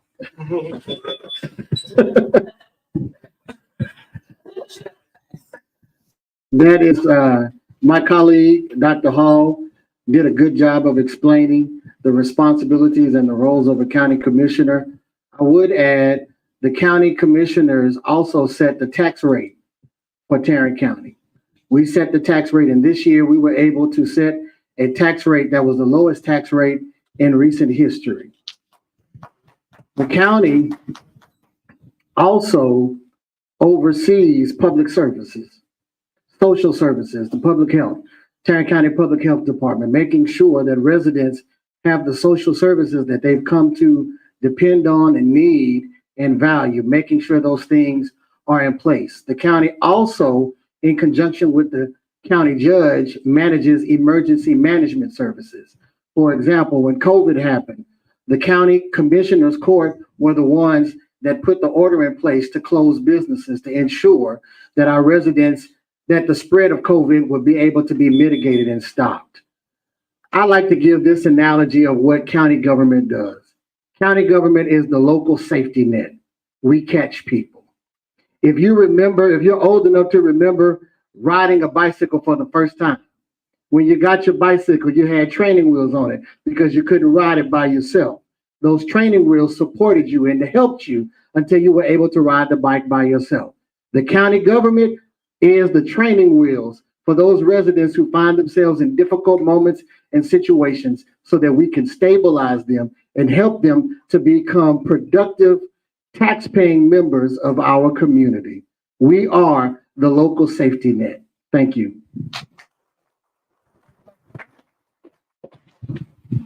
Thank you for the question. And Dr. Hall did a lovely explanation. I appreciate it, my brother. But also, let me just say, when people have asked me this question when I told them I was running for county commissioner, well, what does a county commissioner do? And I like to explain it in something that people can touch and feel pretty much every day. I said, you know what city council people do? Well, yeah, they run the same thing, but it's on the county level, okay? So people can grasp that better. But for as I'm concerned, and why I'm running is leadership. Leadership in every area that you care about. If you care about something, I care about it. And I don't care if it's at the county level, if it's at the city level, if it's at the state level, if it's at the federal level. Because it's not just about doing the things on Tuesday night. It's about doing things on the other days of the week and being an influencer and being a leader, leading the community. One of the problems our Black community has had for decades, they killed Martin, they killed Malcolm X. We need leadership and for our people to follow. And one of the things that I will definitely do is gather different organizations, Divine Nine, nonprofit organizations, and we will develop a Black agenda. They've been talking about that since my 20s, but nobody stepped up to lead that. And we will decide our priorities and we will meet quarterly to make sure and implement those things. So yes, absolutely, run the county. Absolutely. We're spending too much money on the jail. Absolutely. We need roads and bridges. Absolutely. But we need leadership. All this has been going on for more than 2 decades. It is time for a change, and I am here to be that change for Tarrant County Precinct 1. Thank you. On that same vein, I'm going to follow up with another follow-up question. I know down here you wanted to pass it for us. So do you want to go, Robert? They did that on that. You wanted to start off? Okay. According to NBC5, there have been 60 in custody deaths reported at the Tarrant County Jail since 2018. And it's said that many inmates are low-level offenders who can't afford to pay bail. The Dalby Correctional Facility housed Tarrant inmates since August of 2022, but was found to be in non-compliance with state jail standards during a review in December. How do you plan to reduce jail deaths and overall conditions? Audience, you heard me ask that question earlier. Is that it? That's it. Thank you so much. So let me start off by saying we have to stop criminalizing poverty. That's our biggest issue with the county jail. We are criminalizing poverty. And some strategies on resolving the overcrowding in the jail, because that's the main issue, the overcrowding. We need to release those individuals who are sitting in jail who have a low-level misdemeanor charge on a personal recognizance bond. We need to also divert those individuals who are sitting in the county jail receiving mental health treatment to the mental health diversion center that I was a part of creating. We need to transfer those individuals. That will instantly reduce the population and will address the staffing shortage that we're having. Then we need to be able to create opportunities for those individuals who have been incarcerated to earn high wage jobs. They need to be able to have high wage earning jobs. And I've created a program, I've authored a program in partnership with Tarrant County College South Campus where we are addressing that issue. We have a certification program. Certifications are being offered in welding and business administration. It's a 7-week program. And we're going inside the county jail and teaching those classes to those individuals. And when they are released from pretrial release, when they come out of pretrial release, they go right to TCC to finish the program. And then we have industry partners, once they complete those programs, like Union Pacific Railways, who is looking for welders, and they start out at $75,000 to $80,000 a year. Let that sink in. Individuals who have been locked out of society and are still being penalized for something that they did decades ago are able to have transformative jobs that can transform their families and transform our communities. Those are real solutions that are in work right now to address the issues that we're seeing in our jail. Thank you. How did y'all do? I want to make sure I was being fair. It was you, and then did you answer after? Yeah. It's okay. Well, who do you want him to go? Or do you want to go? It doesn't matter. Baby. Go ahead and go, sir. That's okay. Okay. What I plan May to I answer do? the question again? Please. How do you plan to reduce jail deaths and overall conditions? Yes, thank you. As I said, I was a captain. I didn't say that part. I was a captain in the military. I spent 13 years. And one of the things we used to say, expect what you inspect. If you don't inspect it, don't expect it to be right. Okay? And that's the problem in the jail. They're missing, they are rounds they're supposed to make. They don't make them when they're supposed to. When you look up, the person's dead and you find out they didn't miss rounds for 5 or 10 times they should have gone through that. No, who's expecting? I noticed the sheriff's job to ensure, but you can't keep saying, oh, that's somebody else's job. That's our responsibility to stand up and make sure that it happens. Okay? So everything that's said, that Roderick said, 100. We've been doing these things for several times. We all know the answers. We really do know the answers. We all pretty much agree with all those things. Okay? But what also needs to be done, what I'm saying is, this has been going on for how many years? 50 didn't just happen last year before, right? So again, here are all the answers at election time. You see what I'm saying? Where was the answers 5 years ago when it was about to get full? What happened 2 years ago when they did a contract 2 years ago for $20 million? And now they did this year for another $20 million. So that's what I'm saying. I've been around this community so long. I've been in churches, and every time political season comes around, here come all the answers. But we've been having the problem for 10 years, 20 years. Okay, where are the there's no Texas Workforce Commission in our community. There are no trade schools in our community. I'm talking about private trade schools in our community. I'll make that happen. Thank you. Any other question again? Sure. Okay.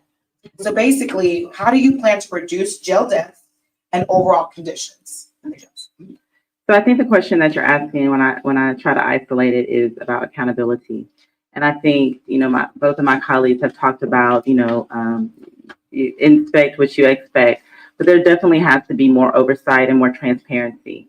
And while the sheriff is the person who's responsible for overseeing the jails, the commissioners are also the people who set the budget. And what we know is that there are opportunities, always opportunities when we get down to the bottom dollar, how we can better utilize those dollars. And so we have defunded a number of programs in order to prop up the jail. And so we need, but we have the promise of getting some of that money back. Of course, we need the programs in the jail. And I think that this is really a community effort as far as the elected officials, because there's an opportunity for synergy. The thing that we never talk about is the number of municipalities that use the jail, but they don't fund the use of the jail, which means our taxpayers are burdening that expense.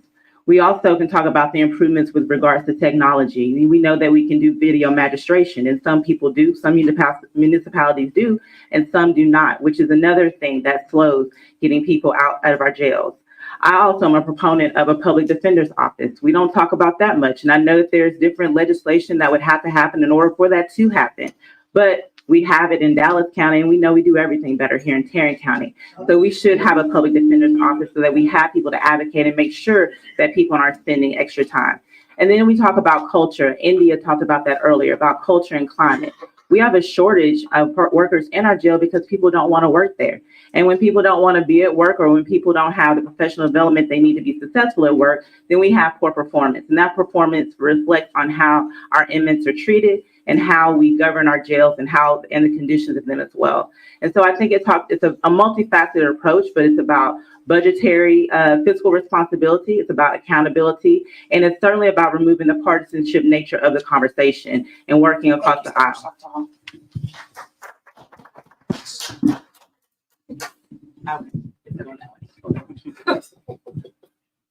Okay, we're now back to our candidates for House District 97. And so I'll ask this is a good one for you.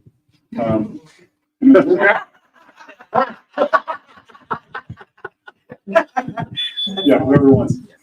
The majority of the state legislature is held, as we know, by the Republican Party, and not just the majority.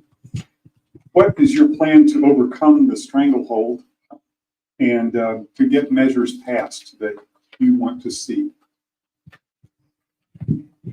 Yeah, I knew that was coming. Living in Denver, I've had to deal with a lot of Republicans, Mega as well. Okay, a lot of friends and everything, but yeah. And so it really comes to one thing, understanding. Why are you voting for this? Let's take a little bit just take it apart. What part are you not liking? What part am I not liking? It's really working together and coming up with that one piece of information that we can connect on. Right? I mean, corporations want to have tax breaks, right?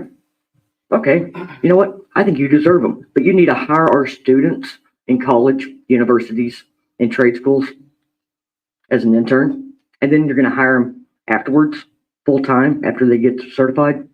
Yep. See, that's how you work together. So now you can have your tax break, but at least we have people that'll be going into school and then have jobs. They don't have to worry about debts. You know what? How are we going to afford all this? Why don't we legalize some marijuana?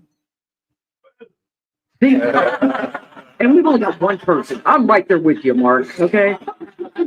Before the sheriff comes in and gets my ass or something. Okay. 420, it's coming. Okay. Little humor, see, but I got people to laugh. But you know what? But Republicans also want it legalized. There's only one person that doesn't, and unfortunately, they're the ones that make the decision if it goes to the floor or not. to vote on. That's why you have to vote for me. You have to vote for one of these lovely individuals. I didn't say them because they're not as sweet as I am. And so, but until you get down to Crystal's name, you have to keep voting. See? And that's the last one. And then you can sit there and go, oh my God. But then make sure you actually deposit it and scan it, because that's when it goes through. Okay. But we need you to vote. Thank you very much.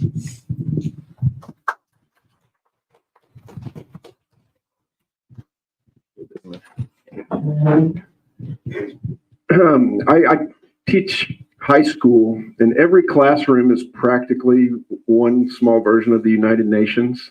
When they walk in there, there's 30 different personalities. They're coming from 30 different backgrounds. And I have to find consensus every day in that classroom, not only in the first period, it's the second period and the third period. Each class is different. And so for over 20 years, I've been trying to find consensus in the classroom with a diverse group of students who have many different beliefs, ethnicities. And so that's what I've been doing for 20 years. And that's what I would bring down to Austin, is a spirit of consensus. I saw your shirt. I like your shirt. I don't know where you got your shirt, but I want to buy your shirt. It says coexist. And that's what we got to start doing. We got to start coexisting. In the last debate, I talked about rowing in the center of the river. That's where the water is deepest, is the center of the river. Like Diane said, Republicans smoke weed too. I promise you. Okay, that's an issue we can agree on. Another issue, Republicans agree that women should have the right to make their own medical decisions without a doctor in the office. Most of District 97 would agree. So first of all, we have to find issues on which we agree, and then influence moderate Republicans, and there are some, they just can't admit it, because Greg Abbott and Dan Patrick will throw them in the primary. They can't admit it. But we've got to find those issues on which they agree. Like state parks last year, they passed increased funding to state parks in a bipartisan manner. And so Lisa gave me this, my partner in crime there. You know, how do you eat an elephant? One bite at a time. One bite at a time. We got to get the number 76, ladies and gentlemen, 76 in the House. Until you get to 76, you don't got the power. Okay, James Carville said it great when people are picking on Biden. Hey, you've got to have the power to pass what you want to pass. 76 in the House, 16 in the Senate. Thank you. Okay, so when it comes to actually working across the aisle, one of the things I did was the principal, actually as the director of the Family Action Center, we started an expunction clinic here in Tarrant County. And so basically we started out by reaching out to Crystal with the L. Clifford Davis Legal Association and asked her, hey, could we get a group of attorneys to actually support doing an expunction clinic here in Tarrant County? They said, well, we need the support of the Commissioner's Court. And so I went to the Commissioner's Court and said, hey, would you all support doing an expunction clinic? They said, hey, we need the support of the DA's office, which was Sharon Wilson, who's a Republican. And so we all got together and we created an expunction clinic. Now this year will be 8 years that is still going on. So yes, thank you. So as far as when it comes to reaching across the aisle, you have to find issues that you can agree on. So that was one thing that we definitely could agree on. Also, we can all agree on money. Okay, so I don't care if you're Republican or Democrat, we want to keep more money in our pockets. So with that being said, we have to look at our property tax at the state level. There's really no way that there's no actual legislation that actually talks about how your house is appraised versus the sale value. So that's something that we can definitely look at. You know, you have an appraiser that comes in and does an appraisal of your home, and they may say that it's $400,000, and then you go to the bank and it's only, you can only get approved for $300,000, so you can't actually purchase that house. So we definitely need to make sure that we have some policies around that. Those are things that we can agree on. Also, the numbers don't lie. When it comes to our food, we are in a shortage, okay? We have a food distribution every month. It used to be where that was actually free. Now we pay a monthly fee because guess what? We're in a food shortage. I mean, you can Google this information yourself. You can learn about these companies and what's going on. We have to take advantage. We have to take over our food here in Texas.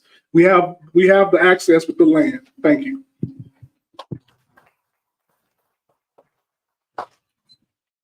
Thank you very much. So for your last question, you've kind of been doing it anyway, but this will give you a chance to kind of focus in and describe your current background and how it will support you in this role in general.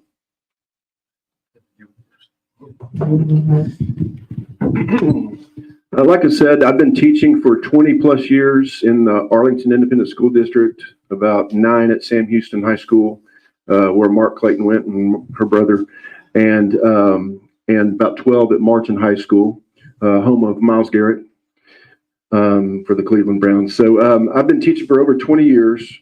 And to me, that provides an avenue to go down to Austin, join that public education committee, and really tell them what's happening in the trenches. Because I mean, you can know stuff about education, but until you know what the teachers are dealing with, the principals on the ground. I talked to the principal the other day at our duty. I said, tell me your pain points. She said accountability, funding, which has been the same since 2019 at $61.60 per student. We've got to increase that funding and tie it to inflation. So I have the experience as a teacher, and as a small businessman, I've filed forms to form businesses in Austin, Texas, as an LLC, partnerships, as well as I've worked at a public accounting firm. So that business background will help me, talk to constituents and understand their needs as small business owners, and the needs of small business owners.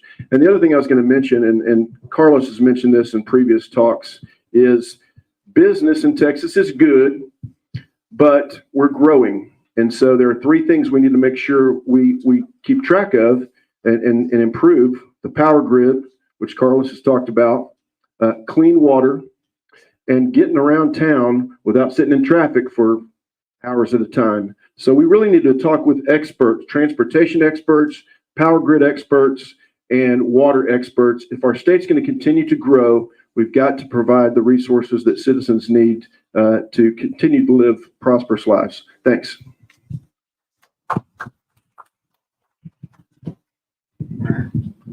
Repeat the question for me, please. Sure.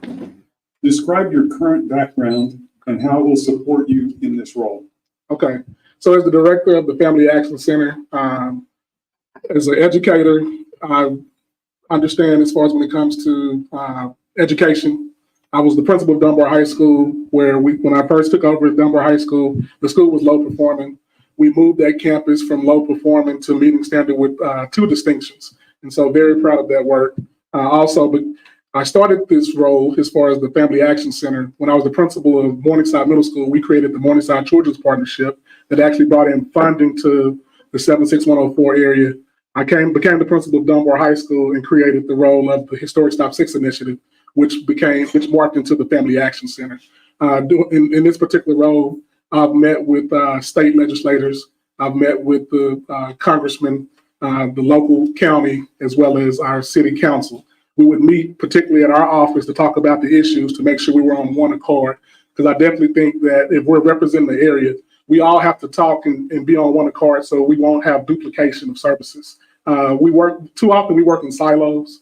And so we want to make sure that as the local government, the county government, and the state government, that we're all working together on one accord. That's one thing that I have done before, and I will continue to do that as your state representative.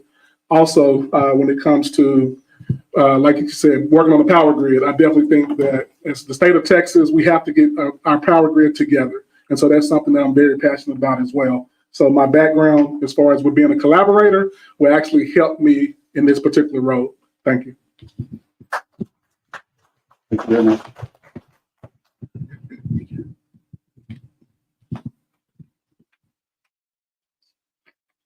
The reason why what I've done is because of my dad. My dad taught me that if you see somebody that needs something, get off your butt and you go help them. You don't ask, you just go, right? They don't say thank you, you don't have to help them again. However, then he'd always sit there and say, but I will. That's me. I see what people need and I help. I don't give up. I could have given up earlier. and just said, okay, I don't feel good, I'm going home. You know what? That's not who I am. Because first of all, that doesn't help you out. It doesn't help me out. I'm a fighter, and I will fight like hell. I won't give up. People mean the world to me. You mean the world to me. I don't want you to have to choose for your food. I don't want you to have to sit there and figure out why your 7-year-old is having issues and that wasn't reported at school. Mental illness is an issue. If we can't train teachers or have more counselors in school, this is where the problem starts. Everything starts in school age, okay? And that's when the guns come in and the bullying. We got to get it stopped. It doesn't help that we have bullies up in Washington or in Austin. It doesn't matter. We've got to stop it. And if I can be that one piece of reasoning, and that sounds so weird for me to say that, me and reasoning that, you know what? I want to make it. I wanted to make the difference. I want your kids to have freedom. I want you to be able to sit there and smile at night and not have to worry about somebody dropping off Nazi literature in your freaking front yard. That just happened this weekend, I believe, in Richland West. It's got to stop. The hate's got to stop. And what I'm going to bring is love. And that's going to win. Thank you.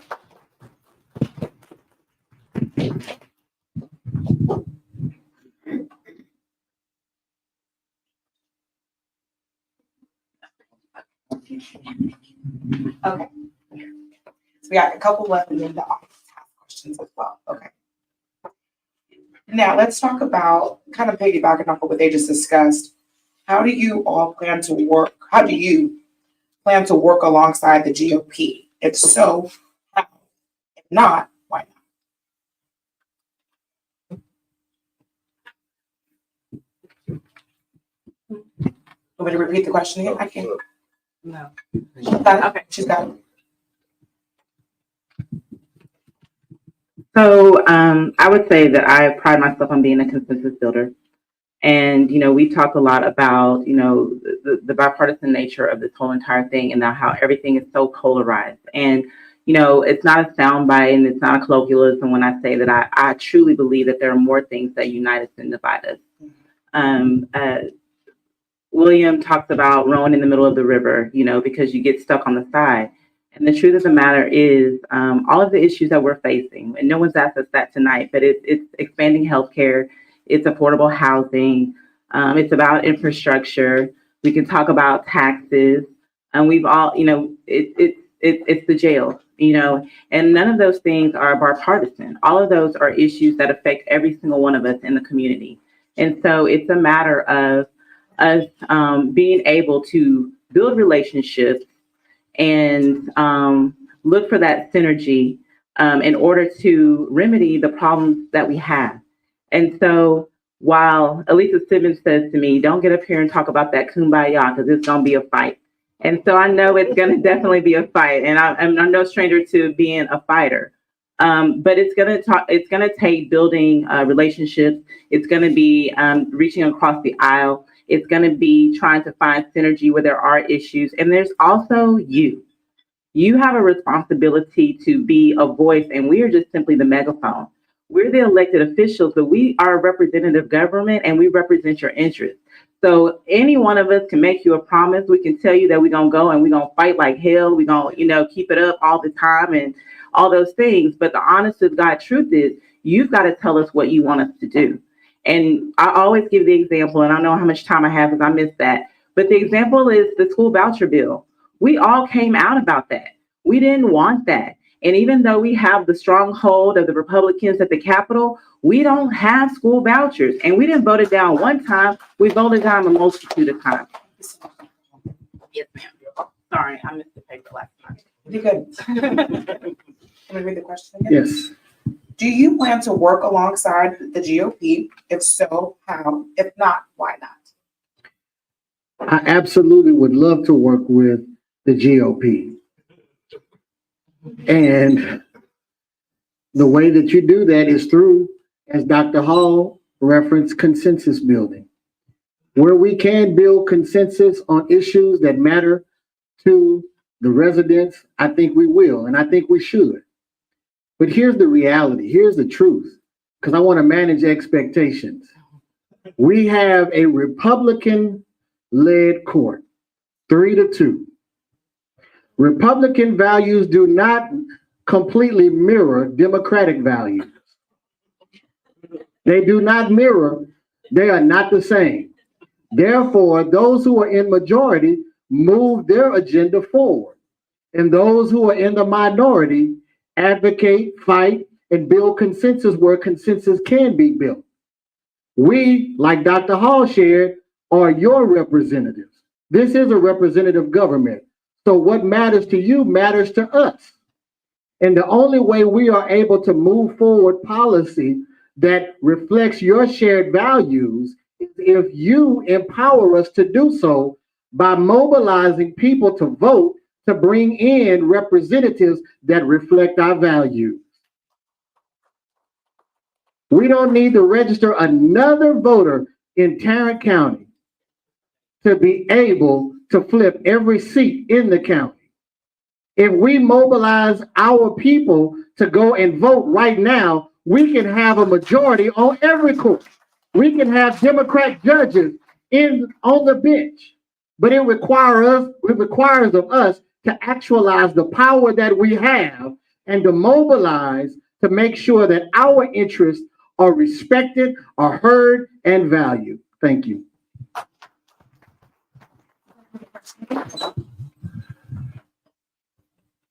So, as I said before, I'm a military veteran and I'm a business owner. So we start at a place where we have some shared values. So most Republicans respect the military. So there's a place where we start. I say most, I mean, I know what you're saying, because I do. But that's where you start. You can start there. We start with business. We start talking about dollars and cents. Okay, we can start talking about those things. All right, now, the reality is, I always say, when the lights come on, roaches run. Okay? So one of the things that we have to do is make sure, you like that?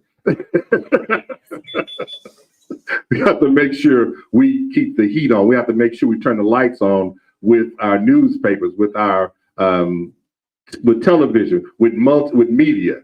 And that's another place of leadership, because I just don't see our leaders standing up and calling press conferences that often, so that you can mobilize the media. And that's something we just got to do. We have to be a leader in that area. So as you see now, all of a sudden, the commissioners court's kind of changing on the jail right now. Have y'all noticed how the wind is blowing a little bit? That's because now all the light is being turned on. So that is absolutely what I would do in leadership in multimedia, and making sure that the lights are turned on so the roaches can run, okay? And they can hide and they can go ahead and do the right thing. Everything else has been said. We all agree on that. So that's all I have for now. Thank you. Thank you so much. Thank you. So with that, this is our last question as far as pre-formulated, but we have questions, I believe, from the audience as well. So the quicker we get through this question, the quicker we can get to the people, okay? Now, if elected, we heard some of your responses. We're going to start with you, I think. Okay. Sure. If elected, what will be your top 3 priorities and why? JPS, expanding affordable quality health care for all. Criminal justice reform, the programs that I referenced earlier. And dealing with mental health, addressing mental health issues. We have a lot of mental health issues that COVID uncovered, and we need to expand our mental health services. Those would be my priorities going in. We want to make sure that we have affordable health care and quality health care for everyone. JPS is a teaching hospital. JPS is a level 1 trauma center. We need to make sure that all of our residents who need JPS, who can't afford healthcare or quality healthcare, have access to JPS. So I want to make sure that we pass all of the pieces of the bond, and we have expanded our infrastructure at the hospital and making sure access to quality healthcare is made available to all residents. Mental health. I piloted a program called Faces of Changemakers, where we address trauma and resiliency. And one of the participants is the VIP Fort Worth program, where we are addressing teen gun violence with Bishop McIntosh. And if you recognize, we haven't seen any deaths, teen-involved deaths, for the last, I don't know how many months. It is down because of that type of programming that we're doing to address the mental health issues and challenges that our youth face. And then criminal justice reform, making sure that we move those individuals who are sitting in jail, costing us $85 a day, out of jail, into employment, into mental health diversion programs that will make them productive members of our community. Because at the end of the day, our job is to advocate for those things that impact us the most and to make sure that we are bettering the human condition for all residents in Tarrant County. Thank you. You want the question again? Sure. Okay. If elected, what would be your top 3 priorities and why? We probably could have all said this together, but so expanded healthcare, most definitely. I mean, we've done a lot of these, and so what we know is Texas ranks last. We are last when it comes to people in healthcare coverage. We've talked about Medicaid expansion and why we haven't done that yet. And so definitely expanded healthcare. The JPS network, we talk about it being a trauma one center and how fantastic it is. And when our fireman was ejected last week, that's where they took him. So we know we have a great hospital, but we also know that we have to be strategic and intentional about how we have those services arranged and how they are, if they're available and accessible to the people that need them. We also know that we have a shortage of behavioral health providers. And so while it's a teaching hospital, we also have to be intentional to make sure that we're creating the professions that we need to help fill the needs that we have. The other one would be affordable housing. I sell a little bit of real estate in my part-time, but you don't have to be a real estate agent to know that affordable housing is a problem. Most of us can't afford to buy the house that we're living in, okay? And taxes are outpacing us. And while we did lower the property tax at the county level, we didn't realize the savings because the cost of our house went up, right? And so affordable housing is there's eviction rates. They're escalating. People are, having to live with families, and that's if they're fortunate, if they don't end up on the streets altogether. So we have got to draw on federal dollars and any other opportunities to make sure that we provide affordable housing solutions and also that we prevent evictions where we can. And then the other part has to be the accountability in the jails, because there's no reason for us to have 60 jail deaths since 2018. And that's an issue of accountability. And I would say that that's an issue. Accountability is an issue in a lot of different areas that we have to investigate. I want to say infrastructure. I know we can only have 3, but we got to talk about infrastructure. Everybody wants to move to Fort Worth. Everyone wants to live in Tarrant County. And so it's important that we build the infrastructure that we need to be successful as a community.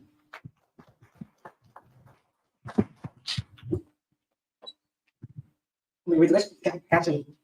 If elected, what will be your top 3 priorities and why? Okay, thank you. Excuse me.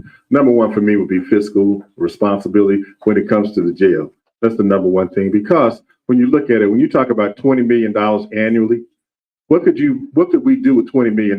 How many more staffers could we hire? How much more could we do if we take that money out and invest it into in precinct 1?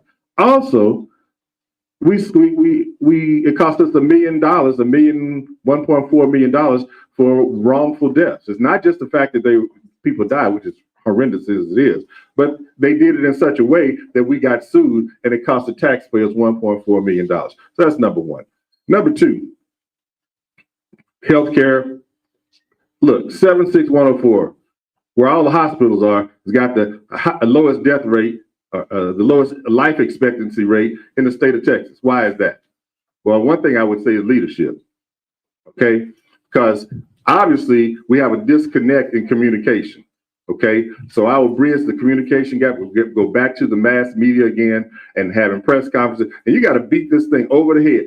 People want to tell you that, oh, does that work? Pepsi-Cola, Coca-Cola, and all them other international companies are not stupid. They're spending a bunch of money on advertising because it changes behavior. Number 2, that's 2. 3, let's see, the third thing, just improve health and welfare of all of our citizens in Precinct 1, which that might include increasing the number of trade schools, vocational schools that are actually in our community, bringing Tarrant County workforce solutions back into our community. And why do I have 2 public high schools in Stop 6? And we took trades out of the schools. Now we're bringing them back, but we got this big hole that's been more of a generation. So I want to fix those things. Those are going to be my priorities. Thank you. Thank you so much. Thank you very much. I think I'm Gwen Eiffel in my own head moderating. Apparently I'm not. We have run out of time. So we have audience questions and they're not going to be able to get to it tonight. And I'm so sorry. Okay. So we will have 30 seconds. Y'all can end your final remarks, your final statements.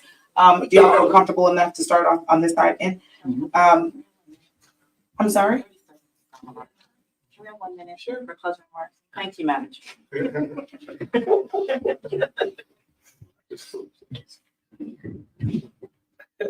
First last time. That's what we're doing. Okay. Yeah, I did that the right way. Here you go. Go, Carlos. Take it home. All right, so closing remarks. I have 1 minute. So my name is Carlos Walker. Like I said, I would like your support for State Representative of House District 97. As a leader, I've actually worked in education for the last 21 years. As a principal, I've changed education when it comes to Dunbar High School. Not just Dunbar High School, as the principal of Morningside Middle School, I started the Morningside Children's Partnership, which led into the Historic Stop 6 Initiative, which is now the Family Action Center. This is a position that I actually created within Forward ISD that I've been the director of for the last 9 years. Also, as a father, I'm very proud of my kids and the education they've received in Forward ISD, as well as Crowley ISD. And so I'm a big proponent when it comes to education. So I want to make sure that when I get to Austin, that I'm supporting our teachers, as well as going in and working on the education for our kids overall here in the state of Texas. As a former, I want to make sure that 30 seconds? 15 seconds. Okay, I want to make sure that we are actually working on the food insecurities here in the state of Texas. I'm a small business owner, so I want to make sure that we're focusing on our small businesses, which are the engine of our city, of our state rather. And I'm going to end by saying, because I know he says he's Army, go Navy.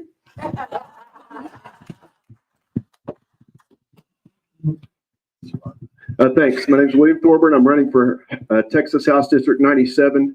Today I was in a classroom playing Shark Tank. I was Mark Cuban playing the shark. And there was a poster on the wall of Ruth Bader Ginsburg. And so I took a picture of it. And she said, in that picture, she said, fight for what you believe in, but do it in a way that others come with you. And I'm a consensus builder, but don't make the mistake of thinking I'm not a fighter, because I will shake somebody's hand and look them in the eye, but I will fight for what I believe in. And number 1, that's education for your kids. Number 2, that's healthcare, not only for women's reproductive rights, but for all of you, as we've talked about. Expand Medicaid. You should have done it 15 years ago. It's been great being with you guys tonight. I'm William Thorburn. I'm running for House District 97 in Texas. Thanks.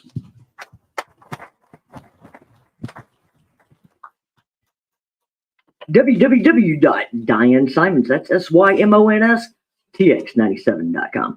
So if I don't do this, I might become a DJ, but I really like to help people out anyway. So please, vote. So no, seriously though, we need to raise the minimum wage. That's the very first thing. $15 an hour. Every year our economy grows, which it will because it consistently does. Then we're going to add another $1 a year. Okay. So in 20 years, we'll be at $35. Now let's get them educated as well. So now we're going to have educated, wealthy people, at least wealthier than what we are. So, I'm going to fight. I'm not going to stop talking. And I will work with anyone at any level, no matter who you are, what you do. I will get it done, because it's not just impacting you. It's impacting me. It's impacting this world, and we deserve better. Thank you. All right. My name is Dr. Mia Hall, and I'm running to be your next Tarrant County Commissioner for Precinct 1. I'm running because I have a proven track record. Politics, it's a strange game, but I'll tell you this. I worked with the First Second Collaborative in partnership with United Way of Tarrant County, with the county, with the city. I worked alongside Carlos at the Family Action Center, where I helped co-sponsor and produce that work. Roderick endorsed me in my last election as a Crowley ISD trustee, publicly, I may add. Jared Williams asked me to be his zoning commissioner for District 6 when he was elected. People call on me because I have a proven track record of leadership, and I will continue to lead and passionately with my experience.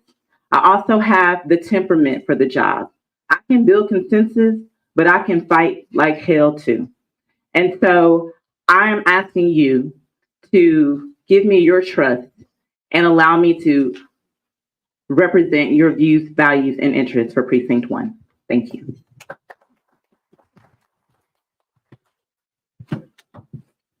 Again, I am Roderick Miles, and I am seeking your vote for Tarrant County Commissioner Precinct 1. When you think about trusted leadership, think about Roderick Miles. When you think about a community steward and a consensus builder, think about Roderick Miles. When you think about demonstrated ability with the programs that I have implemented and am doing in the county currently, think about Roderick Miles. When you think about endorsements, those who've endorsed me, Commissioner Brooks, Jeanette Martinez, Dr. Jared Williams, Chris Nettles. I know how to work with county government, city government, state government, and federal government. When you think about passionate leadership, that's Roderick Miles. I'm asking for your support. I'm asking for your vote because I am the only candidate who has county government experience. I've been working for you and I'll continue working for you. Thank you. Thank you, everyone, for coming. My name is Darrell Brewer. I'm running for Tarrant County Commissioner Precinct 1. You can reach me at www.votefordarrellbrewer.com, www.votefordarrellbrewer.com. I'm a Dunbar guy, a military guy, and as you can tell, I'm pretty feisty. Some people like that, some don't. But in this age, you can't be weak on this court, in my opinion. You got to come forward. You got to bring some to get some. So I'm absolutely willing to do that. And it's not just going to be a bunch of talk. I will bring charts, graphs from using my sales experience that will embarrass. Like I said, you turn the lights on and roaches run. So we'll turn the lights on with the media. We'll turn the lights on with facts, figures, graphs, something that's easy for people to understand and get to and communicate. So it's one of the big problems that we have in our community is communication, and I will absolutely do better in that area. So I thank you for your time. Darrell Brewer, Precinct 1. That does conclude our program for this evening. We are just a little bit past our time. So thank you all for being here. I do want to leave with just a couple of points. One, I do want to acknowledge the two elected officials that came in, Councilman Dr. Jared Williams and Councilman Chris Nettles. Did Councilman Nettles leave? He's in the back. He's talking with someone. He's talking with her. Oh, he's talking. Thank you all. This is Hi, Chris. Yes. And my Sarah in the building, Constable Deanna Hammond from Dallas County. Thank you for being here. Also, we want to thank Tisa and Greg for dedicating their time. Election dates are going to be February 20th through March 1st. I know. Run it back. February 20th to March 1st. Because I know y'all over here like, what did I just say? Okay. And then election day is March 5th. I do want to make one small plug. As the county chair, I have some rules that I must follow, but this is not going to break that rule. Roger mentioned something really good on our commissioner's court. Yeah, we will have 2 representing the county. You need 3. But you need 3 in order to make change. And so Laura Lehman is a Democrat. Yes. She's running for county commissioner.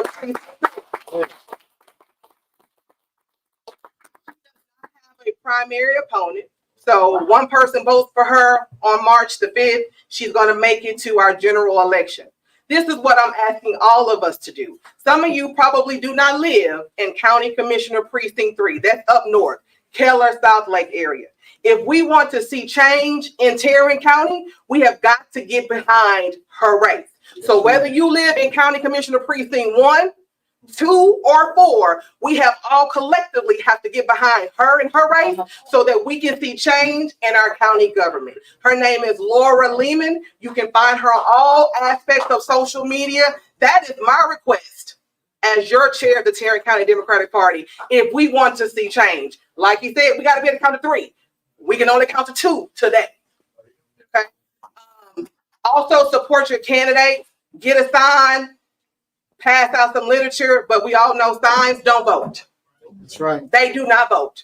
So you need to use your voice and your influence within your community, within your circles to get people to the polls and encourage them to go all the way down to the bottom of the ballot.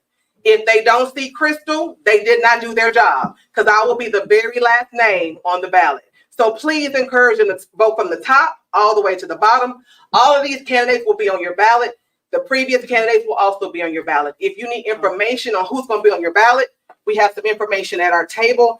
And hopefully, everybody gets out and vote early. Please do not wait till election day because these people are going to be watching those polls and ballots and all that other stuff.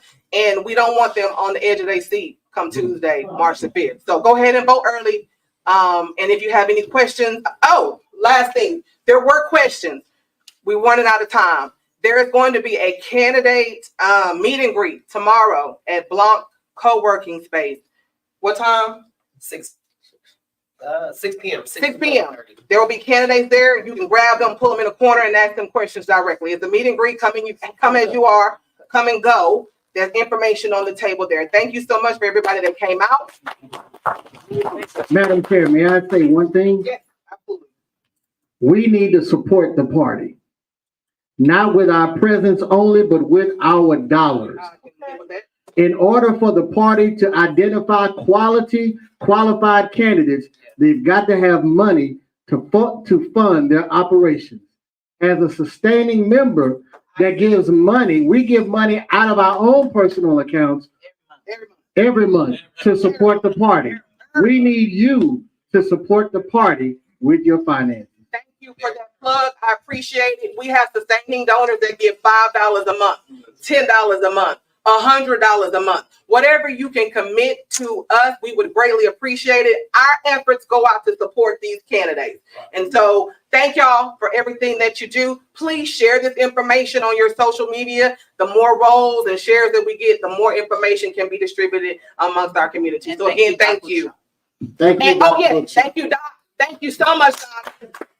Y'all get a book. Get a book, a t-shirt, or something else. Thank y'all. Leaders are leaders. Thank y'all.